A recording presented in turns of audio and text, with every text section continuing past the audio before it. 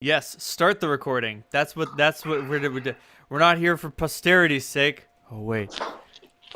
Oh, were we recording all the political? No, actually.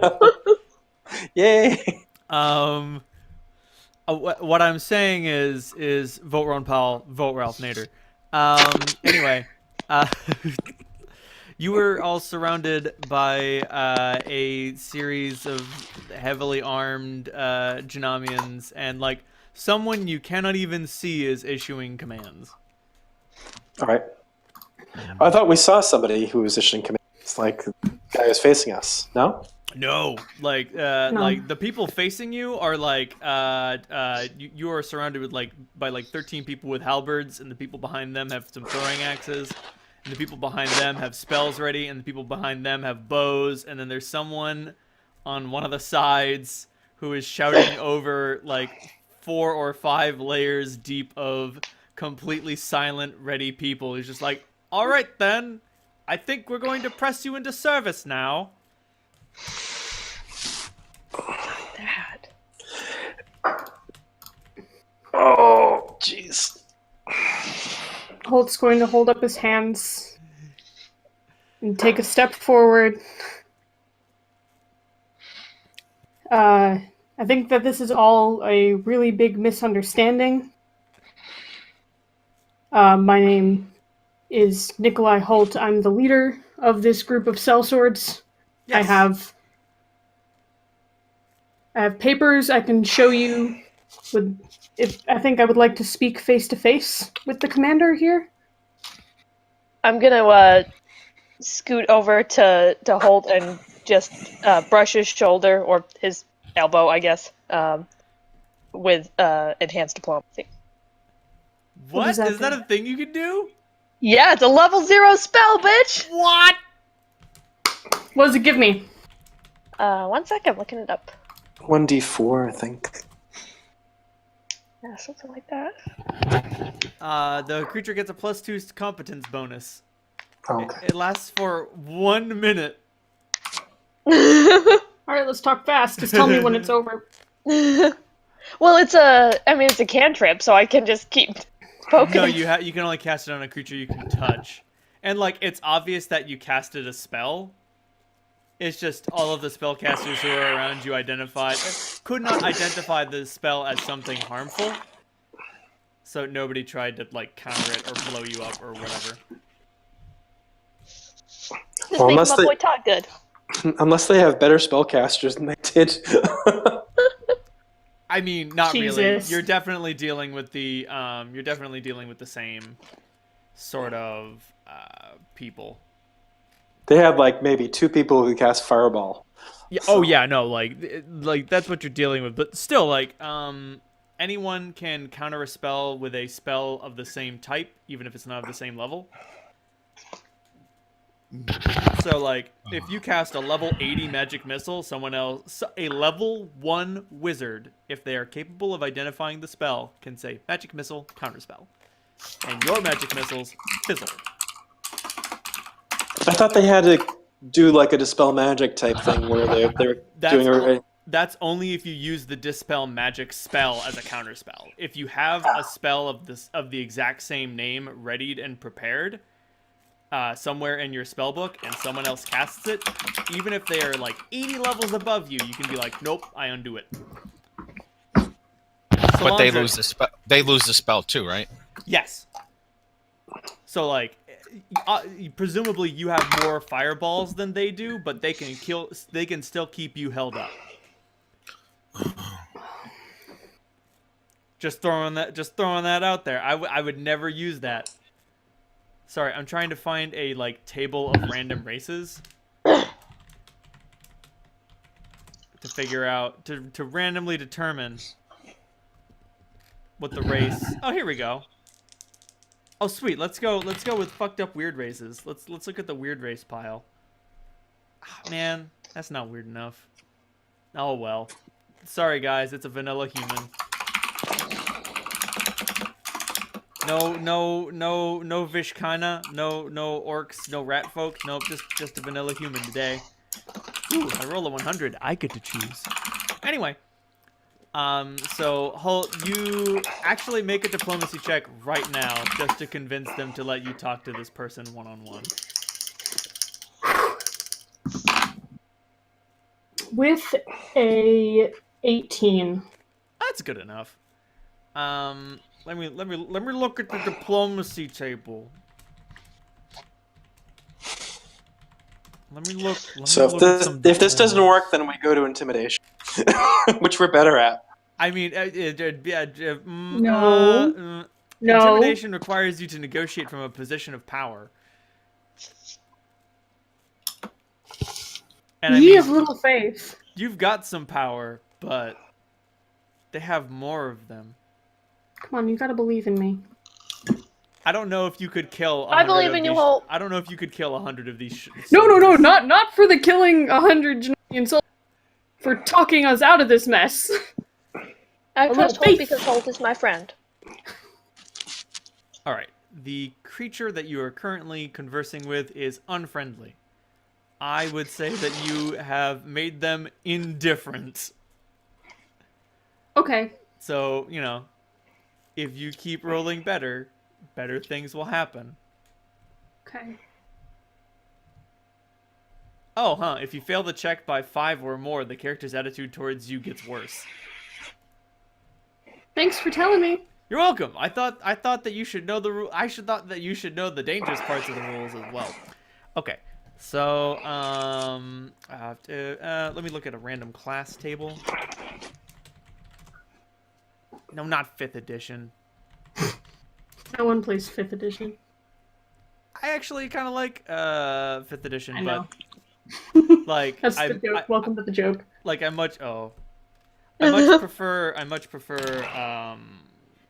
Pathfinder. Wow. Not that class. I don't want to deal with a brawler. Okay. All right. Shit. All right. Let's get We're getting weird with it. All right. Oh shit. Never mind. It's time for some silly happenstance. So you walk to the front, and there is a familiar face who you might or might not remember. Never mind. He's not a human anymore. Anymore?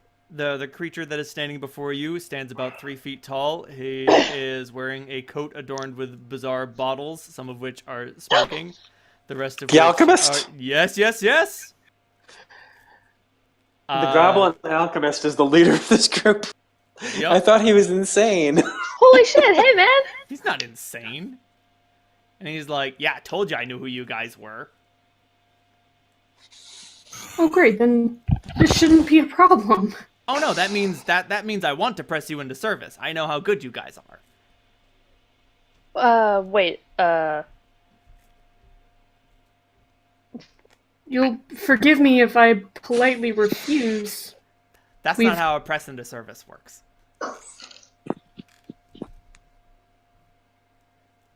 That being said, if you can give me a compelling argument as to why I shouldn't press you into service and have you help us win this war, then by all means, I'd love to hear you out. Here's a convincing reason. I have no idea what's going on. The last I saw your city's colors, we were fighting side by side, and the Inkarans with us as well, against the monstrous hordes. I mean, if something's happened bad enough to where the noble Genomians would accost honorable travelers, I'd have you tell us. Ooh, you're appealing to his sense of honor. Unfortunately. He's a goblin.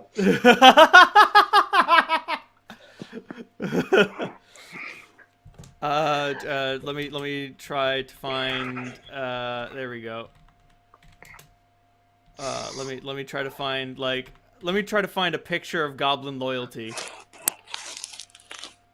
is it a picture of a teeter-totter? No, I'm just gonna show you the trade Prince Gallywix.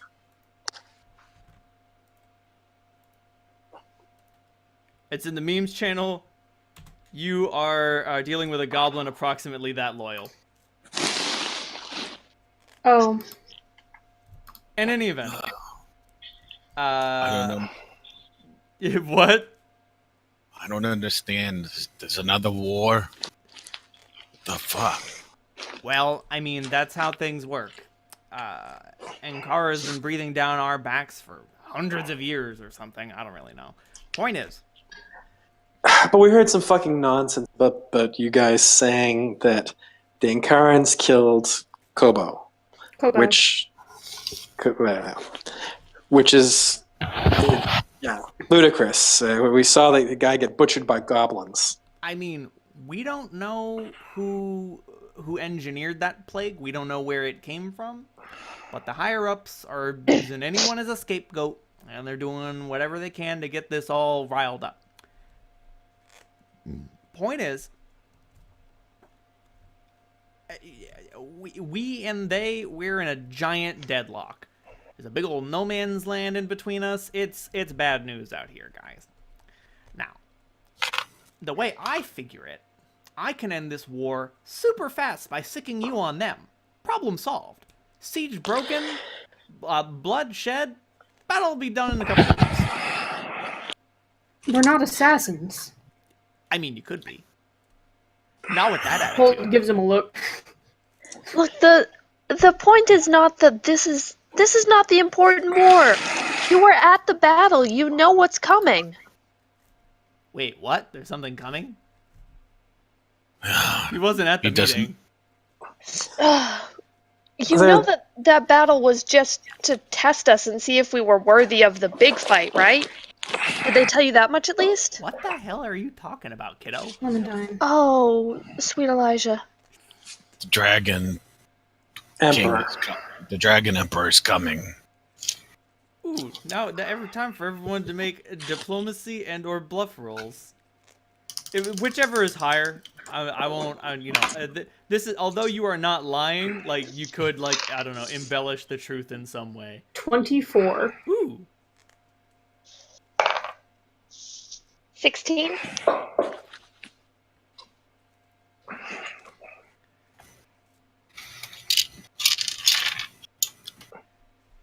Do you want us to roll even if we can't Oh roll? yeah. Oh man.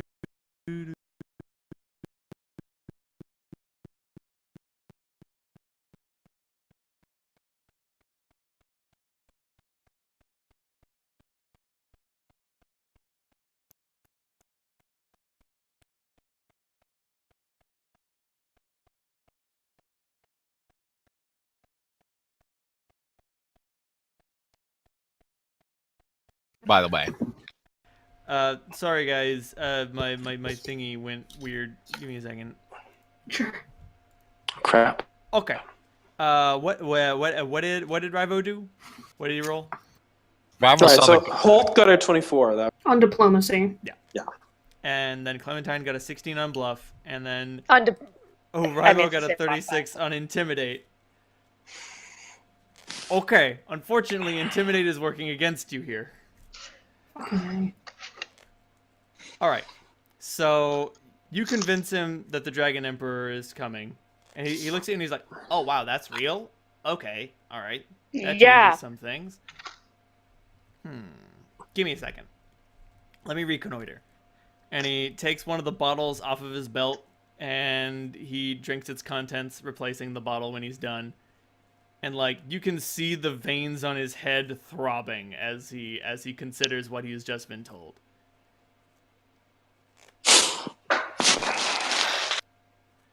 Okay. This makes matters worse, which means I'll need to send a couple of letters out, but more importantly, it's time for us to up the timetable. What? No. What do you mean? Well, So I mean, you want? Let me just guess what you want us to do. You want us to go and kill them really fast, so then you can celebrate and have this time for yourself. Because Dragon Emperor obliterates everyone. well, I mean, if you guys were to kill him quickly enough, or if you guys were to end this war, this conflict quickly enough, then we'll have more than ample time to handle him. No, we're focusing on killing the Dragon Emperor. Oh my goodness, could you please try to see things from my perspective? I mean, we're even the same height. We are, but that's. Look, you know how cruel this world is, and you know how important it is for us to stick together when shit like this happens. How many days do we have left, Ronald? Ooh, that's a very good question. Let me check the tally list. Where is it? It's not in the battle notes. It's like 350 something. Oh crap! Did I accidentally throw that away? That would suck. I may have Just accidentally start from thrown the that beginning. away. 365. No, it's only been like 18 days, I'll say. Maybe it's in the... It's been 18 days? My bad. Yes, we were traveling 16 for a while. days have passed. 16 days have passed, okay. When the number hits 366, then the Stuff. fuse on the bomb will be lit. Because I mean, you will still have more days after the Dragon Emperor gets here, but that's when things are gonna start collapsing really fast, and like that's when things are gonna come down to the wire. Like, oh boy, we are counting the minutes before he breaks into the cave where we are doing the ritual to undo the thing. We've got fucking 350 days to handle this problem. We don't have the time to deal with your fucking distractions. We have shit that we have to do, which we could actually use your fucking help for. But if you sidetrack us, what it's going to mean is we're going to have a lot less fucking time to do what we fucking need to do. So why don't you just get out of our fucking way? Because if push comes to shove, you're the one who's just telling us how fucking deadly we are. And if you piss us off enough, we'll show you how fucking deadly we are. And even if we lose, how many of you fucking guys are going to be left standing? How many of you saw us in the Hell Jungle? A few. So do you really want to fucking piss us off? Because I suspect that some of us are starting to lose our temper a bit. She has a point. Well, And I'm using cutting words. That was a 33. what does cutting words do? That's the one that allows me to use my intelligence to intimidate. Clever. Ooh. I like that. So the people who have you surrounded are looking at each other shakily, and they're like one of them looks to the goblin, and let me find a random goblin name generator. This guy may have already had a name, or he might not have. I don't know. I do not remember. Kardos. No, that sounds too much like Zardoz. I am not having anything related to Zardoz in my game. Jesus Christ. Wootialks. No. Glitz. I like that. I like Glitz. One of them like looks at me, he's like, Commander Glitz, maybe we should let them go. And he's like, well, okay. Could you just give me a second so I can send some messages away? Would that be all right? Yeah. Just let everyone know to get out of your way as you go. But just like, if you guys are UNNOFT right now, it's gonna end up with a giant hassle that's gonna fall down on my head, and it's gonna fuck you guys over because you're gonna run into every fucking patrol. All right? Well, we thought you guys were our friends and allies. It's the reason why we dropped off over here. We're pretty excited to see you. So this was all a pretty big surprise for us. Yeah, no, I get it. I understand, you know. And for what it's worth, I'm really sorry about callback. I know. We're all totally devastated by his passing, and it's just all right. Sense motive.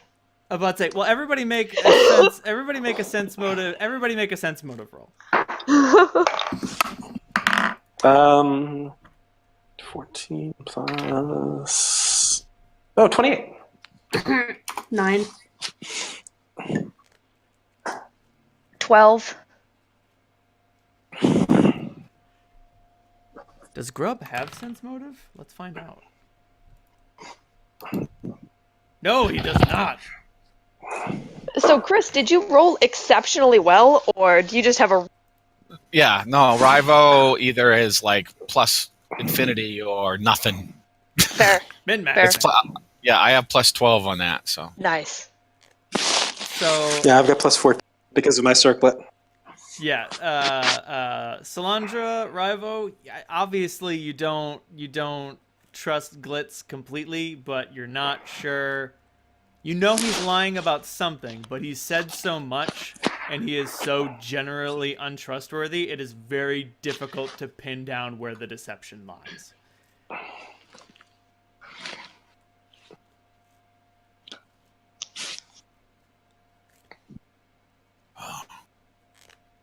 That being said, you can tell that, like, I'm not going to put any hard and fast time limit on the intimidate check that you put on the small kill box around you, so they'll all be getting like a -2 on everything if you guys try anything funny. That being said, Holt, you are outside the circle, and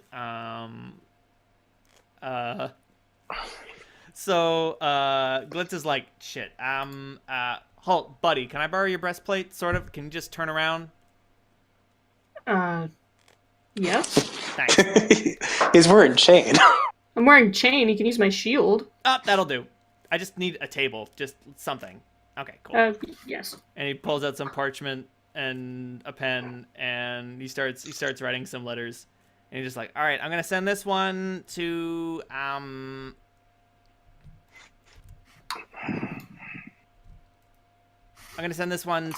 Head Captain Sigmund, telling him that you guys were passing through, but you have something far more important to take care of. That the Dragon Emperor is real, and that we cannot overlook this circumstance, blah, blah, blah, blah, blah. All that good shit. You want to read it over? Make sure that it meets your specifications? Yes. Fantastic. All right, so take this one, and you read this letter, and like it's Captain Sigmund, comma, line break, indent. We have encountered a group of very incredibly powerful mercenaries. You may remember them as the people who helped us during the battle against the bizarre encroaching horde from another civilization.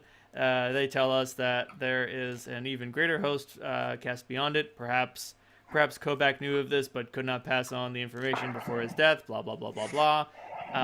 We have no reason to believe that they are lying, and every reason to believe that they are telling the truth. As much as I would like to press them into service, I sincerely suggest that you let them go. Please return this letter with all due haste, blah, blah, blah. Great. All right, cool. Perfect. Fantastic. Thank you. And now I got to send another letter to Courtmaster Aaron in order for us to verify that this letter is going to get where it needs to go. Fucking red tape, am I right? Give me a second. And he finishes the letter, and he's just like, all right, now, could you look this one over, please? I just want to make sure that I'm meeting all your standards. Dotting all the I's, crossing all the T's, all that kind of shit. I'm doing a sense motive on. Go for it. There's something suspicious about that.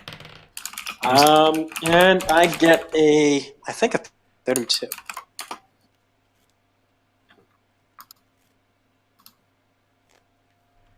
Sense motive is plus 14. So yeah, I got a 32. Calling in reinforcements. I mean, Rivo, if you want to make another roll on whatever you paranoid, delusional assholes think this latest ploy is, you can go right ahead. Sense is...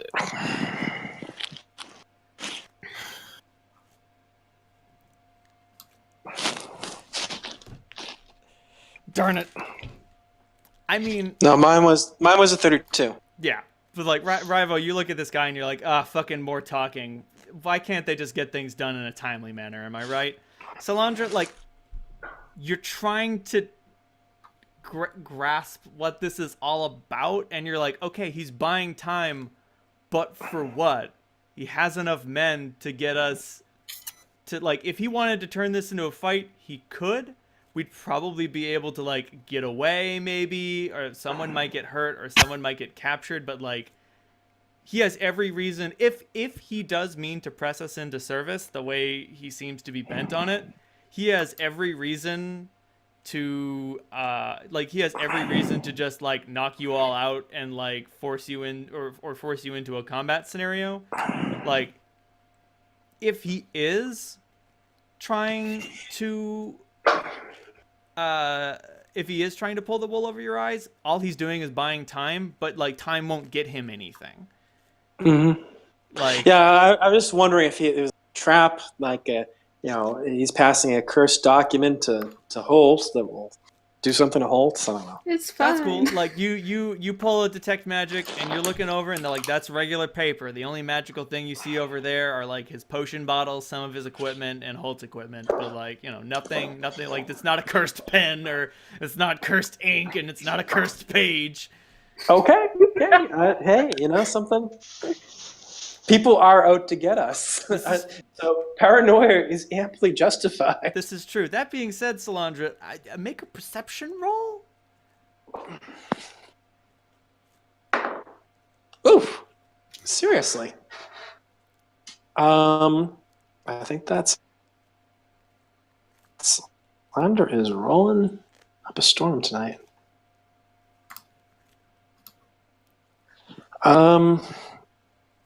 31. 31. So you look around and you're like, okay, what is the deal? What is the deal? I do not trust this goblin. What is the deal? And you're looking around and like you just use your detect magic on the soldiers, and like a lot of them actually have potions. Some of them have magic armor, some of them have magic weapons. It's very, very weak enchantment. It's just like obviously like, I have a +1 sword because my grandfather used to be a wizard, or I have +1 armor because my grandma used to be a wizard or whatever. Like this sort of enchantment thing happens pretty frequently around here. You get the distinct impression, and you look at a lot of the spellcasters, and they're pretty deep in the ranks, but you can tell that like they don't have any magic items. They have some potions. Like everybody's got healing potions. Like everybody's got them. But mostly they have scrolls, and you check it out. And like some of them are fumbling around in their scroll racks or in their scroll pouches, and you're like, okay, all right, if this did turn into a fight, they would want to have their scrolls handy. But like no one's ordering an attack. Okay. What are they doing? What are they doing with those scrolls? So if they had like a geese or something like that, could they do it? If they have the scrolls handy, could they just use them on us? Roll knowledge arcane.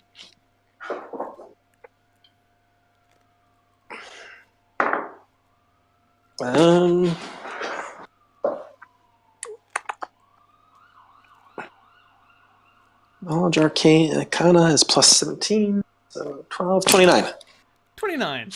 Well, I mean, they could definitely use a scroll of geese on you guys.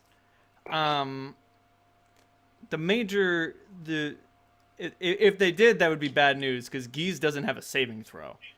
Like It just happens.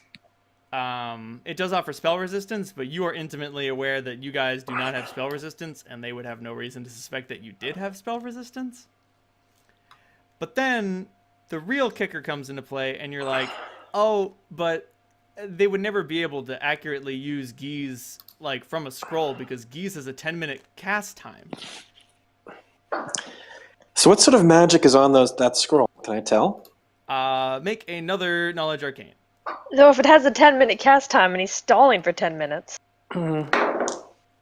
That's 14 plus 31. Those are definitely geese scrolls.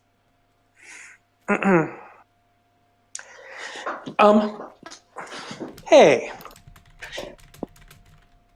I'm looking down at the goblin. You might want to tell them to stop playing around with the scroll, because I make sure to gut you before they get a chance to finish it. I mean, you'd have a hard time doing I'm just that. going to smile. And then he just says, you'd have a hard time doing that because you're already enchanted, kid. They cast it already? I mean, consider how much we have been sitting here literally for 10 minutes. since this discussion began, since like he started, since he used the phrase "press into service," and since he started like wasting all of your time, it has been literally 10 minutes. But to use a scroll, you have to like take it out and start saying the words. I mean, you can use a scroll silently. And like they have been rummaging around in their scroll packs. Like they have been making surreptitious magical signs and all sorts of shit, just keeping it on the down low as everyone just sort of mills around and rummages around. Not to mention this goblin is making a shit ton of noise. He has not stopped talking. I want to try punching this goblin in his stupid face. Go for it. With a 21. You hit him. Roll damage. What's unarmed? Is it like a D4? That's a genuine question. I actually don't know. It's a D4 plus strength, and you'll be doing lethal damage because you have locked gauntlets. Alright, cool. So that's 6 damage.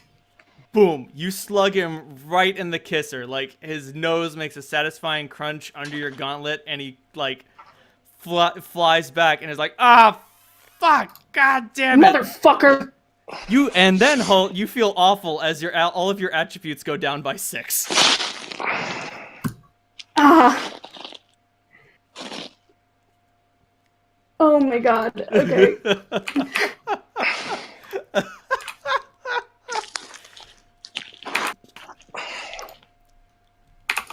Holt, are you alright? If someone doesn't help him, like, steady him, he's going to probably fall. That's I would say Clem's gonna scoot over and grab your arm. And like he's holding his nose and he's just like, all right, no, it's fine, guys, disperse. You can go about your business. They're employed. Fuck you.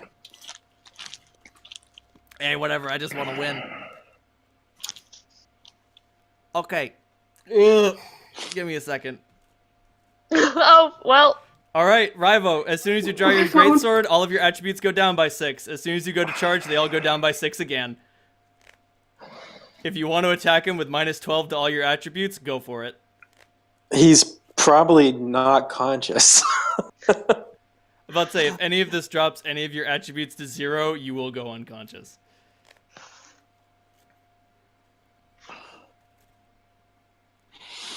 Oh, fuck. You gotta remember, Rivo doesn't know a lot of what's going on and what you're saying. Absolutely. And when Holt punches this fuck, you're like, okay, it's combat time. He's like, okay, fight time.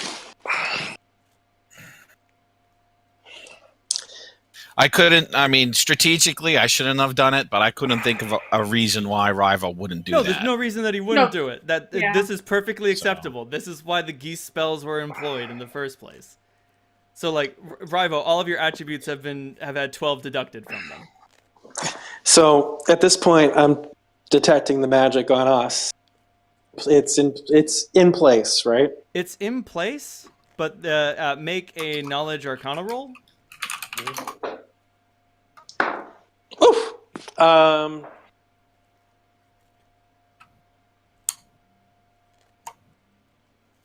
30.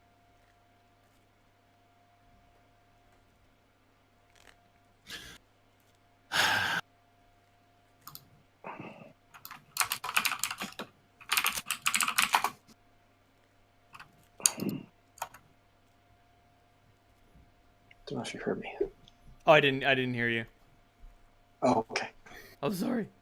So you look around at everyone. Chris, did any of Rivo's attributes drop below 0? Yeah, I mean, certainly some of them would. His dex is 12. Oh, So, well, my int, my wisdom, and my dex. So yeah, I'm unconscious. Yeah, like you draw your sword and you attack. And just charisma, like, yeah. And So like, the only thing that are in the positives are con and strength. Good. Like you drop out of your rage as like just sort of, it's like walking through molasses, Like, you draw your sword, and you're like, oh, wow, this sword got heavier. That's not supposed to happen when I get mad. And then you take a few steps forward, and then your whole body is just too heavy. And you just sort of take a knee, and you can't get up.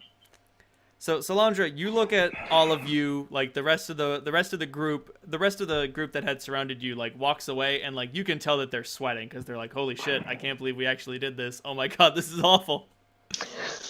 Glitz is a piece of shit.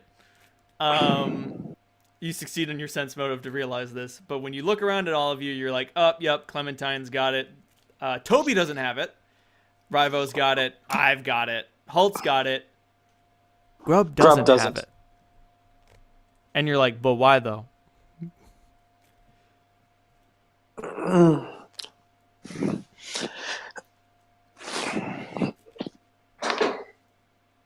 And you don't know if Grub knows that he's exempt. Yeah, I know. I'm trying to figure out a way of telling him.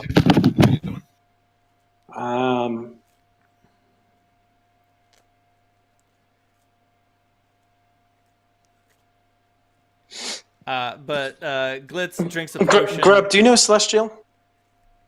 Let me look at Grub's extremely uselessly large, language pool. He does not speak Celestial. And he's like, no, do you know Draconic instead? Yes. Well, I don't, but Brother does. So I'm gonna let Brother. This is gonna get weird. I'll just say, I'll just have Brother translate it to me. If I can't, can Brother communicate to Grub telepathically at this point? He's got like a 15 intelligence, so he's pretty. If Grub holds onto the sword, then yes. Oh. I'll just touch the Brother's hilt to Grub's hand and have Brother relay the message. You're not impacted. You're not under the geese. And he's just like, oh, this, okay, all right. I'm not acting directly against the geese. Information. I'm about to say, the geese is obviously not this specific. Mm-hmm.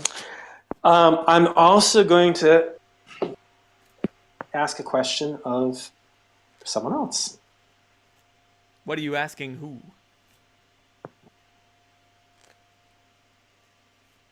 Oh, got it. Anyway, so Glitz takes a potion off of his belt halt and looks at you and drinks it. And like when he drinks it, his nose like uncrooks itself and just puts itself back together. And like he just wipes the blood off of his face, and he's like, he uses like the remainder of the liquid in the potion to just like wipe the blood off his face, and he's like, anyway, nice work. Glad you got yours in. All right. I don't know when Command's gonna let you guys off the hook. Eventually, presumably. But all right, there's a little camp out near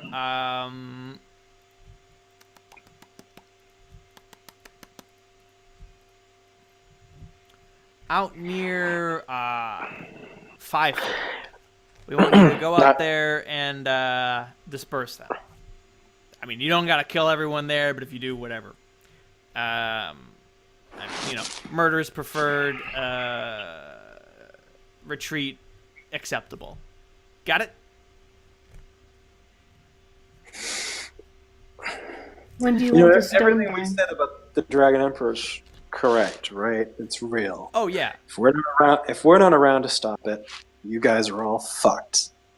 Yeah. And most likely, your superiors are going to want to kill us. This geese is over with because we're going to be really pissed when that's over. So you've made yourselves completely fucked. I mean, if that's the way you want to, if you want to save the world as much as you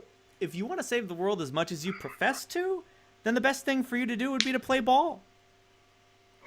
You weren't exactly given as much choice. Bang this out real quick. 3 months later, whole war's done. You guys can go about your business. Shit, I bet Captain Caulfield or whatever the fuck his name is will give you a big fat bag of gold for all the service you've done to Janam.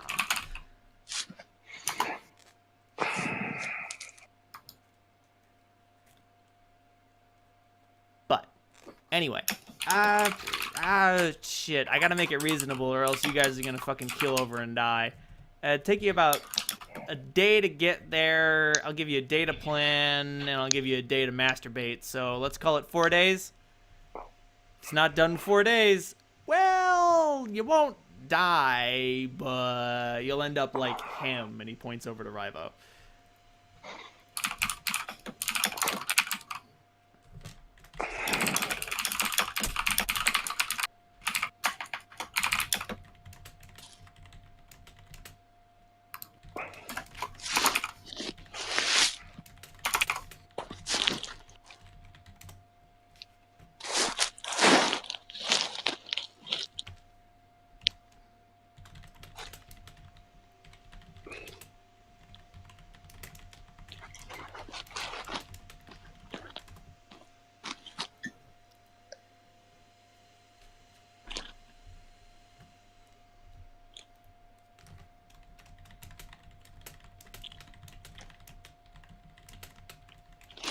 If anyone speaks Druidic, they will probably blush from the curses that Clementine is muttering under her breath. No one speaks Druidic. It is a secret language. Hell yeah, it is.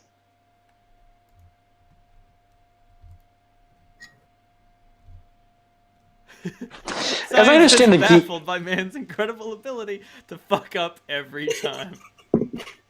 So the way I understand geese, it should have been from the beginning. It should have been a specific, like, set of actions for us. This seems like kind of an open-ended geese. It's definitely an open-ended geese, which also means that it's easier for you to break it. It's also incredibly powerful. Right. That's the thing. This is a wibbly-wobbly geese. It's kind of it is more powerful in some areas and more shitty in other areas. So like, if you guys can create even the flimsiest justification to show that you are doing what you have been told, and you do, we've just been told to disperse the camp, right? Right, and he's given you 4 days to do it. Like, if you guys rushed somewhere to get the geese removed, it wouldn't start affecting you until that 4 days had elapsed. And then every 24 hours after that, you get a -3 penalty to each of your ability scores, up to a max of -12. More active disobedience, like attacking Janam directly, causes the penalties to come hard and fast. Can we cast Remove Curse on ourselves? No. Someone else has to do it. Yes. I mean, if any of you did know Remove Curse, like... It's not a druid spell. Obviously, like, removing the curse breaks it, like, would be considered a violation of the spell itself.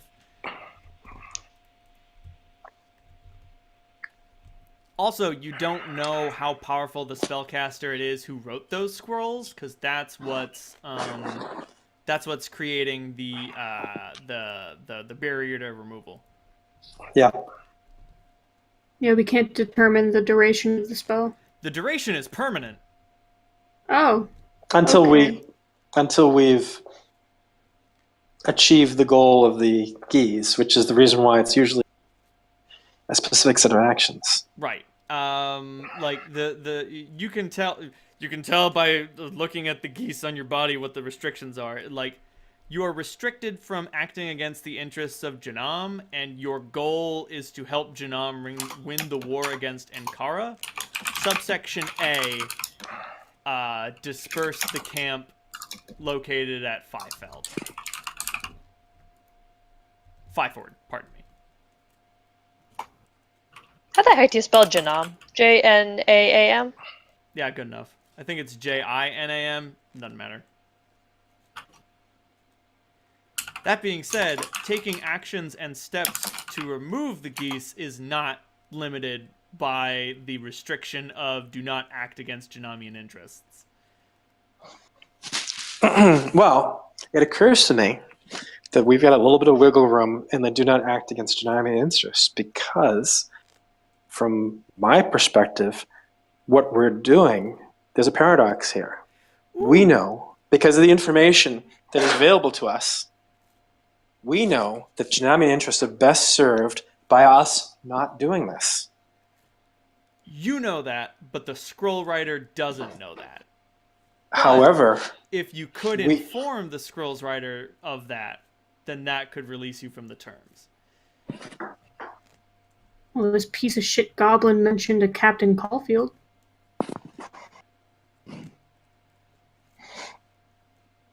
Seems to be the one in charge. And he does take the letters that he wrote about you. Right, the final letter that he was going to write was just going to say, "Thanks, kid." He does take the letters that he had written and attach them to a carrier pigeon and let the carrier pigeon go. At this point, like, if you want to interact with him more, you can go right ahead. But Glitz is just, doing the heavy onlooking from this point on. Because, as far as he's concerned, he's got you right where he wants you. all right, so the do not act against Janami interests and win this war. Those are the major parameters of the keys, right? Yeah. All right, so it doesn't matter that we know internally that those two things are at odds with each other. Yes. You would have to explain that externally.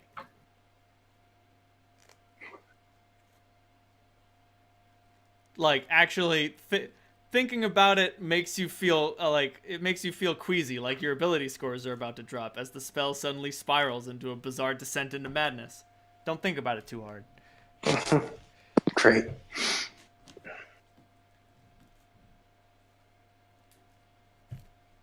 That being said, that is definitely a potential out.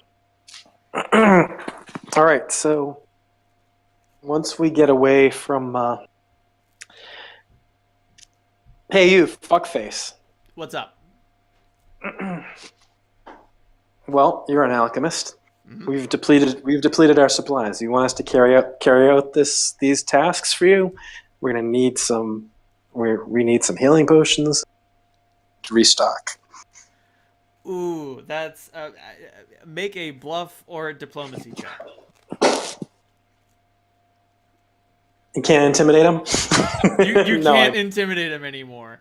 I know. 18. On which, bluff or diplomacy? Well, it's true, right? We are pretty depleted in our healing. It's just a matter of how you want to swing it. See if I have a positive in either one of them. No, they're both +0. What the fuck? Bluff. Sounds good. You're like, oh, we need these potions. We can't do it without them. And he's like, fine, give me a minute. Christ. Infuse wild talents? There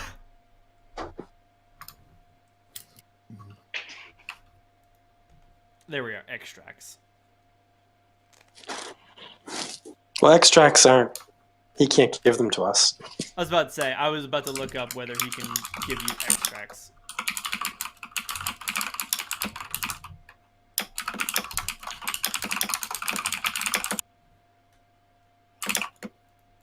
Jesus Christ, this page includes the alchemist page includes the word extract 53 times. Jesus Christ! If I make an extract of a multiple choice spell such as protection from energy, do I make that choice when I create the extract or when it's consumed? Jesus Christ. All right, whatever. He gives you guys 5 cure moderate potions and he's like, don't drink it all in one place. All right, well, spread those out. And he just looks at you and he's like, you cost me 40 hours of hard work. Yeah, I don't know how much you're gonna fucking cost us, but it's gonna be more than that. For the greater good, right, kiddo?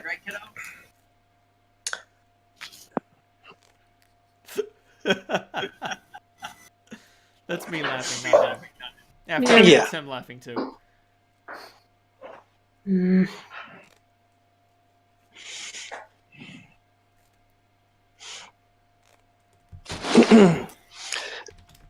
I'm completely not gonna fucking geld him and remove his tongue and his eyeballs when we're done. this geezer's through. Totally not. Never fucking think of it. Does thinking about violence towards this horrible goblin, No. is that going to trigger the geese? Unfortunately, this geese is not safe against thought crime.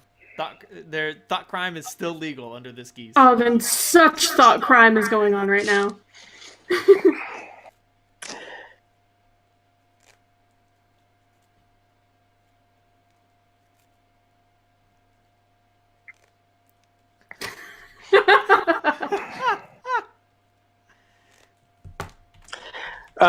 All right, so once we get out of the area of these fuckers, I think we're going to have to send... My int and wisdom are 2 under. I'm unconscious. Well, I mean, like the geese can't technically make you unconscious. It just makes you unable to act against it. So how long does the ability score drain last for these things? It wears off like just as quickly as it arrived. Once you start working with the geese, like everything just sort of wears off.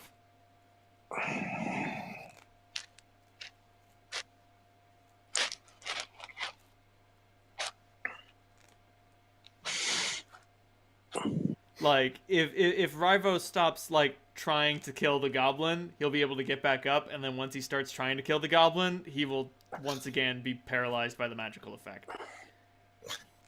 Like I said, send me a message. Got it. Yeah, Rivo wakes up, starts trying to kill the goblin again, goes down. Goes down. It's awful. Anyway, so what are the plans? Guys, I'm really fucking sorry. We should have interrogated that airship captain more about what the fucking situation was here.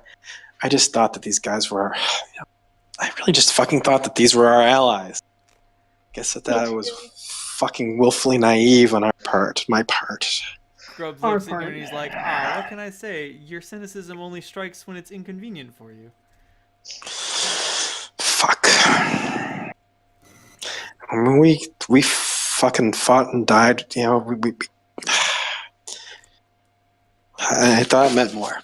Fuck. Okay. Let me just... Christ. Grub starts, like, looking... He pulls out a little notebook, and he's like, alright, let me just... If I can... Shit, okay, no, that's not enough. God damn it. Okay. Alright, the fucking... As soon as we're out of earshot of everyone... Yeah, I'm going to detect magic, make sure that there's no one listening in on us. Yeah. All right, so the easiest way I could think to fucking disperse the war camp is to go over to them and tell them, you guys please fucking disperse so that we don't have to fucking kill you. Move somewhere else so you're not in this location, and we're fucking okay. Aren't the Angharans more magically inclined than the Janamians? Other way No, around. Janam does Karns magic. are more technologically inclined. Ah. And unless you find a machine that removes curses, unless you are Rick Sanchez and invent a machine that removes curses. Quick question. Is evil real, and can you detect it? Trick. Yes, you can, but only if you're a genius.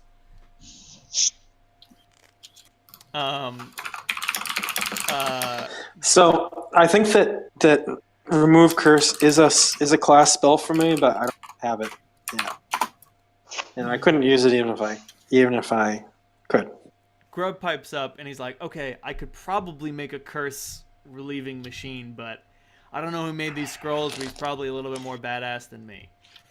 If we could find another badass who had more spellcasting power or something. Well, Sarush could probably do it, but we don't know who he is. And we probably can get to him in enough fucking... But say that's the problem. It's just a matter. I could. Give me a second. Hey, Kira, do you know where Sush is? She is the right person to ask. Since he's your fucking acolyte. Exactly.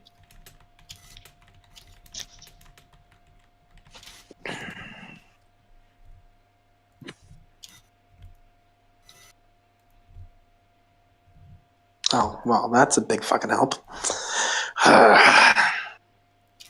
That's like the furthest place in the Hell Jungle, right? Yeah. We're not even 4 days from... even if we rode on the backs of giant eagles, we probably couldn't get there in 4 days. Grub looks at you and he's like, okay. Okay. I can make this work. Did you find, like, teleportation? That's way above my pay grade. But I can make something that can carry all of you, and I could try to drag you all someplace to get this thing lifted. We only have a limited amount of time. Where the fuck can we go where we can find a caster powerful enough to do that? I mean, time, I'm taking time off the table. I can carry you guys even if you get too weak to carry yourselves. So if you want if you want to bypass this whole fucked up pressed into service bullshit, I can get you somewhere. I'm just not exactly sure where to bring you. Aziz could probably break it, but Christ, he's like 2 weeks away. And Sarush probably could, like, at least around a week away, depending on how we're traveling. You guys are on the western side of District 5, so you'd be cutting across a lot. It would almost take more. It's actually pretty equidistant either way. You're still crossing the same number of districts. You're crossing fewer districts to get to Sarush, but you're crossing more territory because districts get bigger the further out they go. And it's just about the same distance to Aziz, but you'd have to go through District 4 and District 3 and just like... I can also summon the 3 giant eagles to take us. Yes, but those will only last for 4 days. And how long does how long is the spell's duration? Like 11 hours. Shorter if they fight, but not very long if you're just having them carry. Damn. Longer if... Yeah. What's the name of this spell? Eagle Eyrie? Eerie. Thank you, Cap. Welcome. Oh, even I spelled it wrong. Now I feel like a scrub. EYRI. Right now. That's interesting. So yeah, the Eagles would actually be able to... it is a good aligned spell, which leads me to a question. What's its bad counterpart? Oh, yes. Whether or not you're still good aligned. Well, I was about to say. Yes, I am.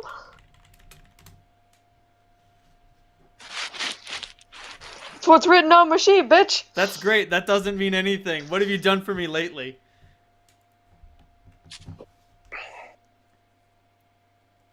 She's always sweet. Yeah, and so is Myrna, but we've comprehensively proved that Myrna is like shit gargling Bad evil. news. I've drafted a little letter in case we do have to contact her. Oh boy. I'm just saying, she's a possible out. Going to Janam and explaining, if you were able to properly express your plight to the leaders of Janam, they would also be willing to release you. Maybe, possibly.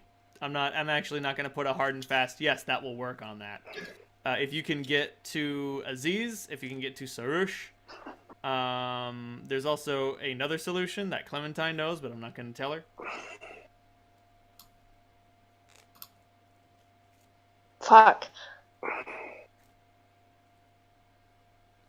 Hell, the Clementine also has an alternative magical solution, but it would require her to possibly and most probably do things that she would loathe. Yeah, I don't know about that.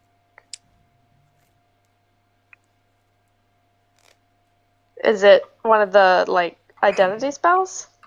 No. Slander's still good, right? I mean, my little speech to Connor should give me some points.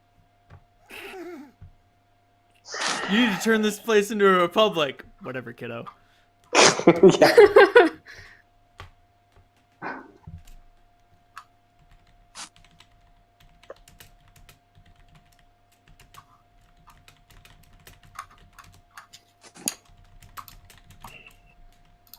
Oh.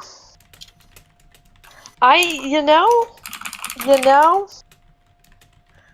God, I could.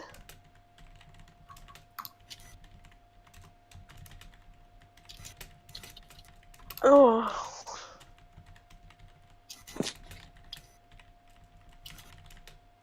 Fuck.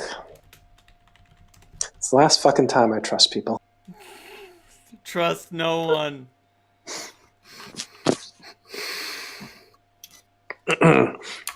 I think that dickhead captain could do some more, but yeah, I pissed him off.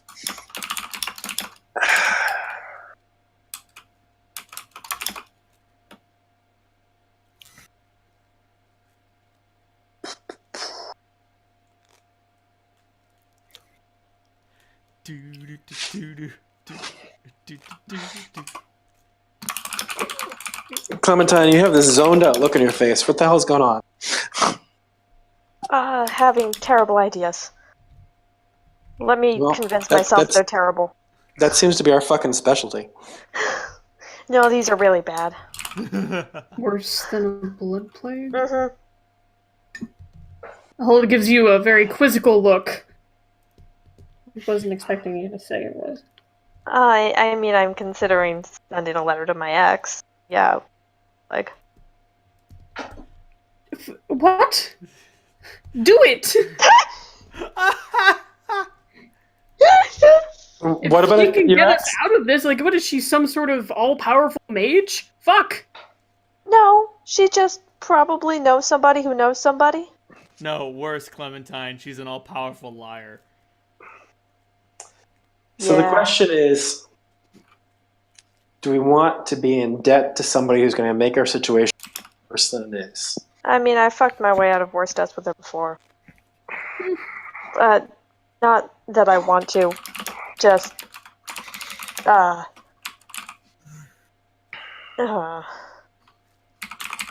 just saying that the thing she would have us do would be... Did everybody add the potion of cure moderate wounds to their characters, by the way? Oh, yeah. Thanks.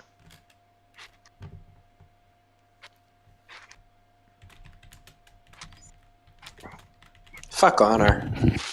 Fuck you. Fuck Honor. Give me integrity and ethics any day. Those are things I can get my fucking head around. Honor.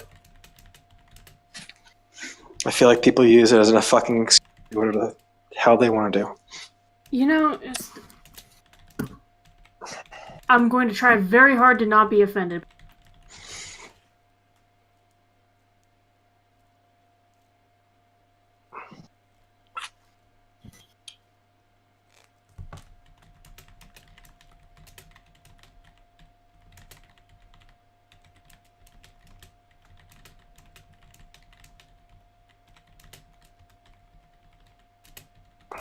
We've been traveling together for a while, and I thought that you'd know me better than that.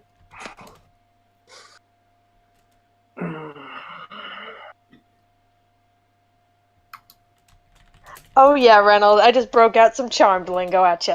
I'm not talking about your... lingo? Yeah. I'm not talking about your Honor Holt. I'm just talking about the whole concept. Like, I know you're a good person.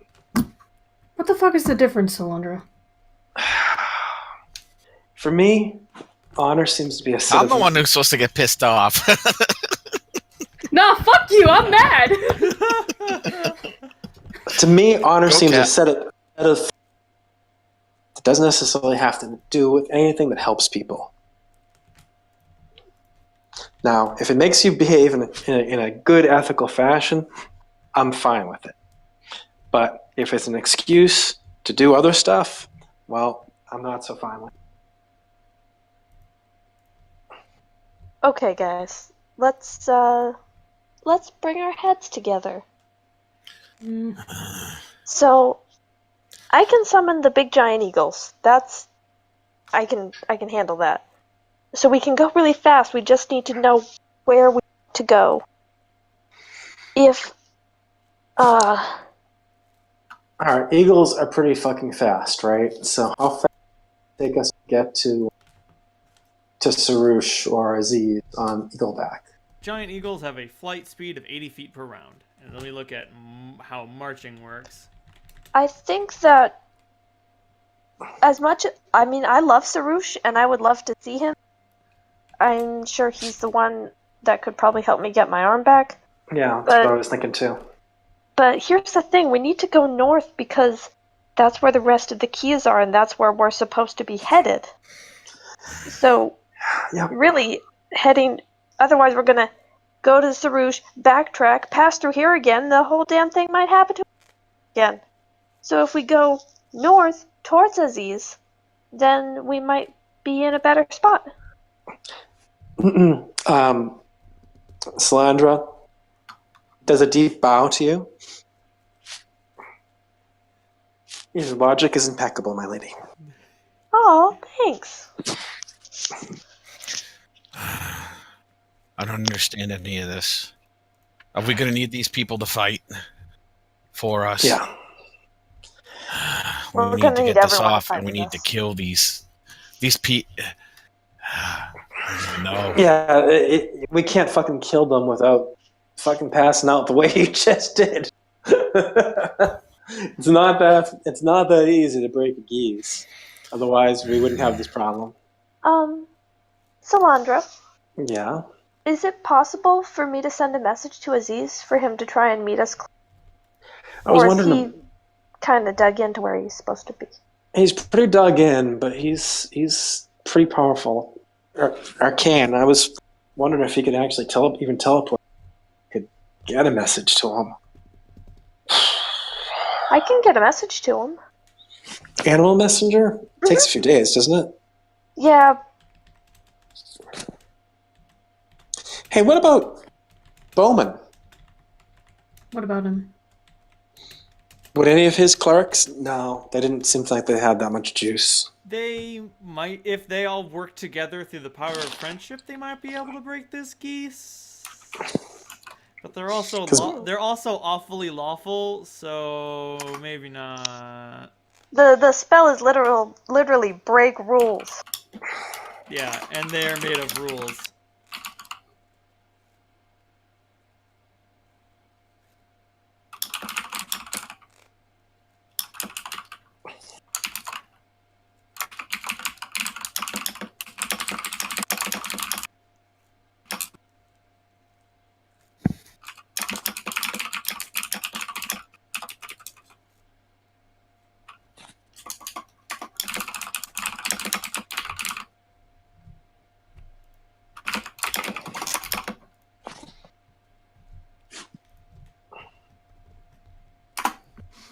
Yeah, so, I mean, the best option is if we could fucking just go to Janarm ourselves and convince them, but if we can't fucking convince them, then...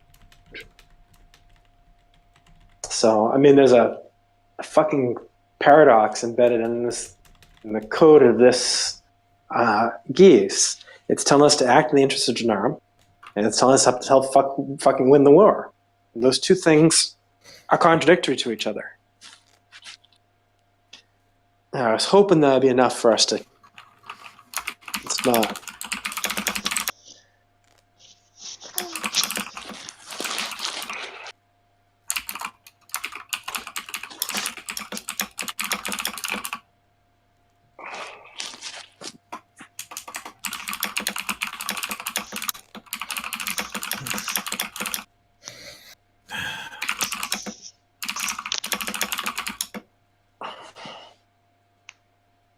Sorry, Revo. I know you don't like magic and don't like to have magic on top of you.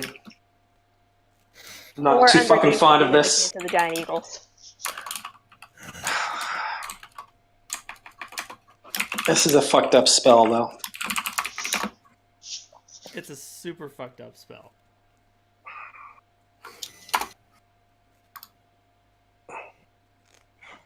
I'm not a big believer in taking someone's fucking... The charm stuff, it's usually just persuasion, getting people to act in a way that they might act anyway. This is just like fucked up coercion. Makes me feel like I want to peel my skin off. Yeah. Please don't. I could turn into a snake and do it without harming my. That'd be fun. Didn't think that you could turn into a snake long enough to have to shed your skin. She could. 100 out of 100 miserable. Oh. Hey, Clementine, can you turn into magical creatures? Yeah, depends on what it is, I guess. Can you turn into a fucking troll? No. I don't think so. Sorry, just thinking. Can druids cast polymorph? They can, but it's a fair. Let's see. Polymorph is alchemist, sorcerer, and wizard only. Oh, I can cast a baleful polymorph. Oh. I see. The I win button. Hey, you're now something sad. The only thing that's worse than baleful polymorphing someone is if you baleful polymorph them and they still retain their mental functions. So if you polymorph someone into a troll, do they regenerate? I got none. Just cast it on me. Let's say it depends. Let me look at the rules for polymorph. Transform I the got willing no- creature into an animal, humanoid, or elemental of your choosing. The spell has no effect on unwilling creatures, nor can the creature being targeted by the spell influence the new form assumed, apart from conveying its wishes, and if any, to you verbally. Baleful polymorph, though. You change the subject into a small or smaller animal of no more than one. You know, squirrel, And- lizard, those sort of like Yeah. things. I want to be a badger. Is that me? I just got to the Critical Role episode where they polymorphed an Umber Hulk into a snail. Yep. A little snail. That was pretty funny. The cool thing about Baleful Polymorph is that you can dismiss it whenever you wish. So if you did want to like do some weird fucked up shit, you could be like, all right, everyone, fail these saves, and then you just turn your group of friends into squirrels, and then you're like, oh, what's up, unsquirreled, motherfucker, and everyone just thinks you're a deranged hermit until you sick your friends on them. That being said, don't keep your friends as squirrels for too long, because they will just believe that they are squirrels. I would say that happened in Buffy. Not with squirrels, but with a rat. Oh yeah, Her yeah. name was Amy. Yep. Rat Amy. And then when she got unratted, she thought she was a rat. Well, yeah, when she got unratted, she just was more of a bitch than anything else, I think.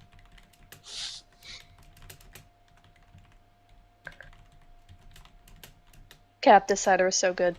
She was became Willow's drug dealer. Oh yeah, I forgot about that.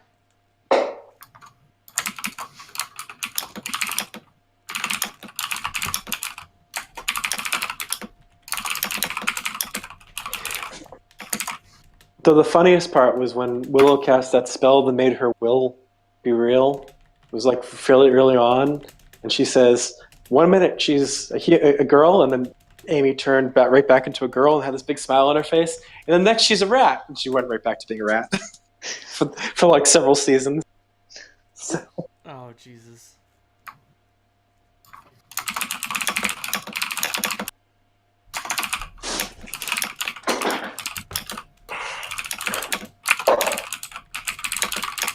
Yes, I'm a huge Buffy geek, so.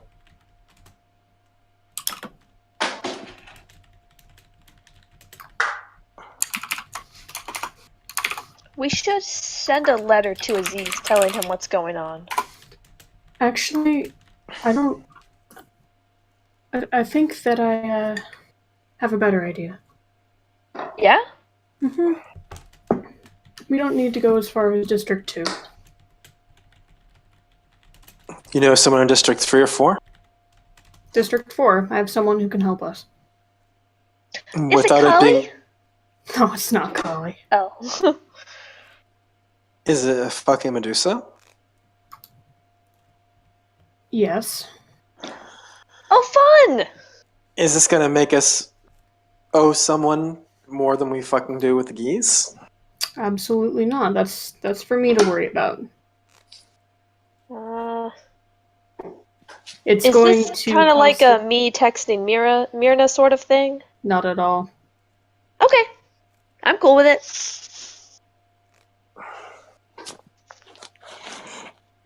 It may be difficult, but it will be clearly laid out.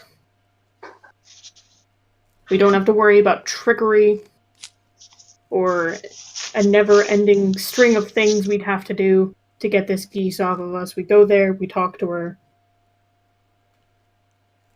and we're no longer bound. Okay. Delightful. And will we owe us a service? Or will you owe a service for this? Holt shrugs. Don't worry about it. Holt, you critically fail your bluff roll. Solandra, you critically succeed your sense motive roll. Oh yeah. Someone's gonna owe someone after this, but it's pretty clear to you. You'll be trading.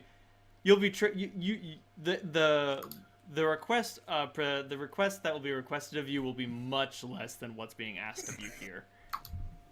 That's pretty clearly obvious. Like, it would be difficult, even with someone as many irons as in the fire as Niamisa, it would be difficult for her to have you face a task as Herculean as, like, win a war for me.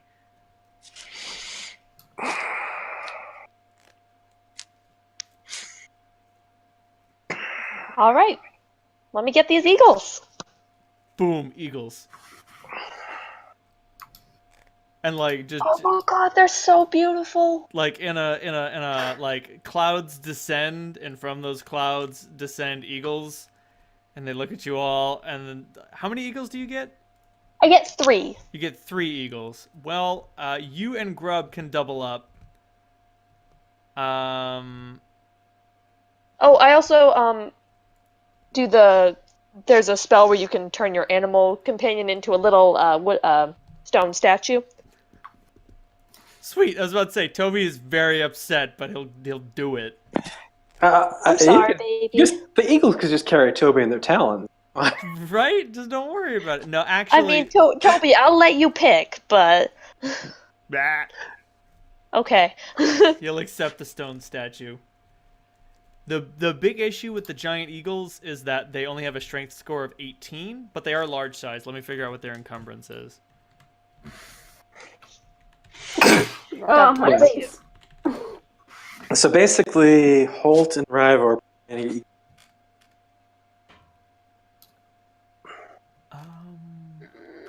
I would say it could be... I'm about to say, like, Holt, Rivo, like, how much do you guys collectively weigh? or individually weigh, probably. Right, individually weigh. I mean, like, how much do you weigh, including all of your equipment? Let me do some quick math. And by quick math, I mean get out my phone and open the calculator. Okay. Oh, God. I'm probably... 300 pounds? No. 313 pounds? No, I think she's talking about Holt. Yeah. Holt. Yeah. Yeah, That's with me. armor and all of... I'm a, yeah, all the I'm under equipment. 225 with all my stuff. Okay. So yeah, Clementine and so Clementine and Brivo can share an eagle. Grub and Solandra are gonna have to share an eagle. Toby will have to get turned into a statue, and Holt will get an eagle all to himself. And Holt, the eagle that is carrying you, is none too pleased. I'm sorry. I can carry some of your gear. Like... Put it in my hole. Oh, putting That's a gear good in the idea. hole. That'll make everybody weigh way less. What's about to say the weight limit on it is 2,000 pounds. I don't know what the volume limit is, and I generally don't care about that sort of thing. Fine. Okay, fuck the volume limit. I'm gonna We can strip Holt naked. As far as I'm concerned, So, the volume Holt. limit is to determine how much water you can fit in it. Holt, Yep. is there someone who can fix Clementine's arm where we're going? Yes. Maybe. I mean, you know, if a there discreet isn't one- surgeon. Yes. Just Alright. stitch it back on. Fuck it. There's a few people I can talk to. If the guy I know isn't there anymore, I can find someone else. That would be great. I don't know how much these things cost. I have maybe. Let's see. What did I figured it out. Cash. If we don't Yeah. have enough gold, I can trade favors. Grub has most of my stuff on account, so. But I have money. That Yeah, I have over 8,000 gold. Yeah, actually, that would be able to buy a regeneration spell, and like, you don't necessarily need a spellcaster capable of casting regeneration. You just, like, circle magic is totally a thing. Blood magic is always a possibility. Mm-hmm. Oh yeah, we want to do that again. Oh no, we don't want. We actually had a scene where Clem and I talked about stuff like this, and I wanted to have good magic, not the bad magic I had. She's gonna have a friend.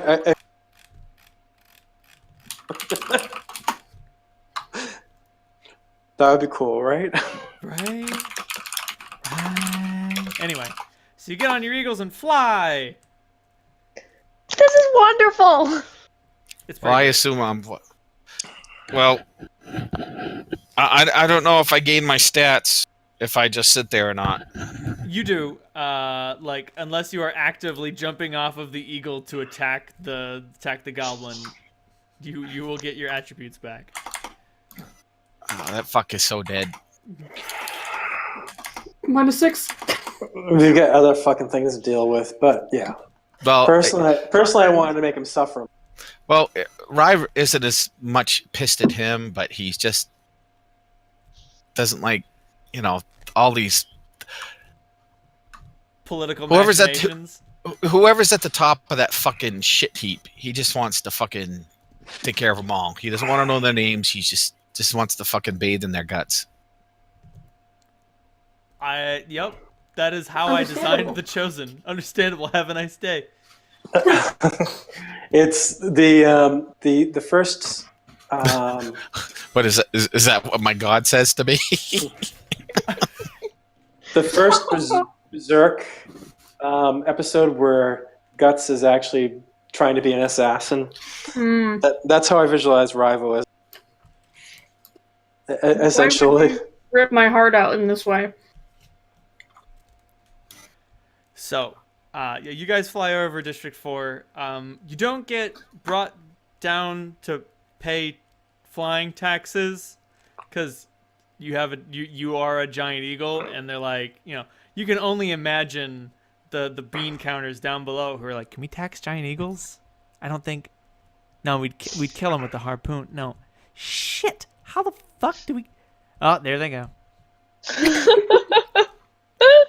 Well, the other thing is, giant eagles are a lot more.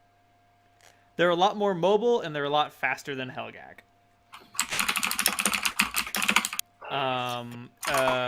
Where do you guys want to touch down? Those farting cows. Yep. Awful flatulence. So are you guys heading? Where are you guys heading in District 4? Are you headed straight for the Black Hand? We probably should head straight there. Sounds good. Like, it doesn't. It is a while of like boring traveling. Like it's like 4 or 5 hours of just like wind. Yeah, Slander entertains her, kind of like jumping around on the eagle's back, and she's having fun. Actually, she's like, she loves to fly. Grub is hanging Yeah, on for Club's dear having life. a great time. He really hates flying when he doesn't have a hull. Holt is not having a good time. Holding on for dear life on the eagle's back. Yeah, Probably it's like, pulling feathers. Salandra's like standing up on the eagle's back. She's using fly to cheat. Right. Yeah. Like you can when do she needs that. to. So you guys touch down right around the Black Hand. Clementine, the eagles look at you expectantly. I give them all a big hug. You guys can, I'll call you when I need you again? They poof away in giant clouds of feathers that eventually turn to cloud stuff, then to ash, and then disappear entirely. Slandra gives Clementine a thumbs up. Fucking belly. Aren't they great? They're so Yep. beautiful. Next Also- time you might want to give them each big bloody chunks of meat. I'm sure they'd appreciate that more than the hug. Oh, that's a great idea! Toby bleats in alarm. I would say I transformed Toby back. By the way, a lot of the pedestrians around here are really freaked out. Sorry. It's best So- we just get going. Someone mutters, "There ought to be a law against giant eagles." And someone else says, "How do you outlaw giant eagles?" And he's like, "With giant crossbows, you twit." And then you walk into the Black Hand. Do we all go in or just Holt? I was about to say, who wants to go into the Black Hand arena? You should have really had the Eagles shit on some of those people. An arena? Is this like my kind of arena? It's Yes. your kind Yes, of it arena. is. That being said, I would say Clem is not like super interested in going here. Like, if you guys are all going in, she'll go in with you. But Holt lied to her and told her it was a tall club, and she believes him. Oh, that's right. That was a really bad sense. I had to go You, in like, there by botched myself it. for reasons. for reasons, it's a tall person club only. Sorry, Clementine. Only talls, No smalls. no smalls. He's like, well, okay. Well, if Clementine's staying out, I'll keep her. Yeah, we'll come out with you. I'll go in and negotiate this. Grub's If like, you want to come in, Rivo. But say Grub's like, I can chill with this guy. All right. Grub's going in too?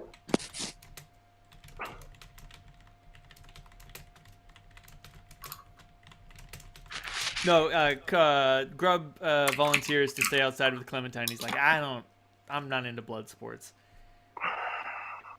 Yeah, we can sightsee, Grub. We'll be around.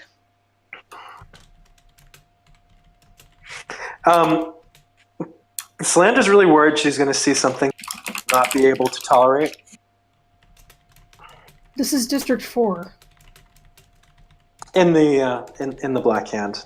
Yeah, exactly. All of it's legal at the very least. What the fuck do I care about law? I don't care whether Fair it's point. fucking legal. And you know, as you guys enter, like cloaked figures, like interpose themselves, and then they recognize you, Holt, and they're like, the lady's chosen. We understand. Just be mindful of your guests in this place. Of course. Their They- actions. I'll be responsible for them. Their actions will fall upon you. Do they act like they want to take our weapons? No. You are in the inner circle, and you and your friends are allowed to have weapons around here. Okay. I mean, like, they're not allowed to use them, but they're allowed to carry them. I sort of say as an aside to them, do not draw your weapons in here. It's fine. And Gonna have as you walk down the hallway, the crescendo of frantic shouts, screams, and pleas for mercy reaches your ears as you find the Thunderdome adorned with weapons and gore.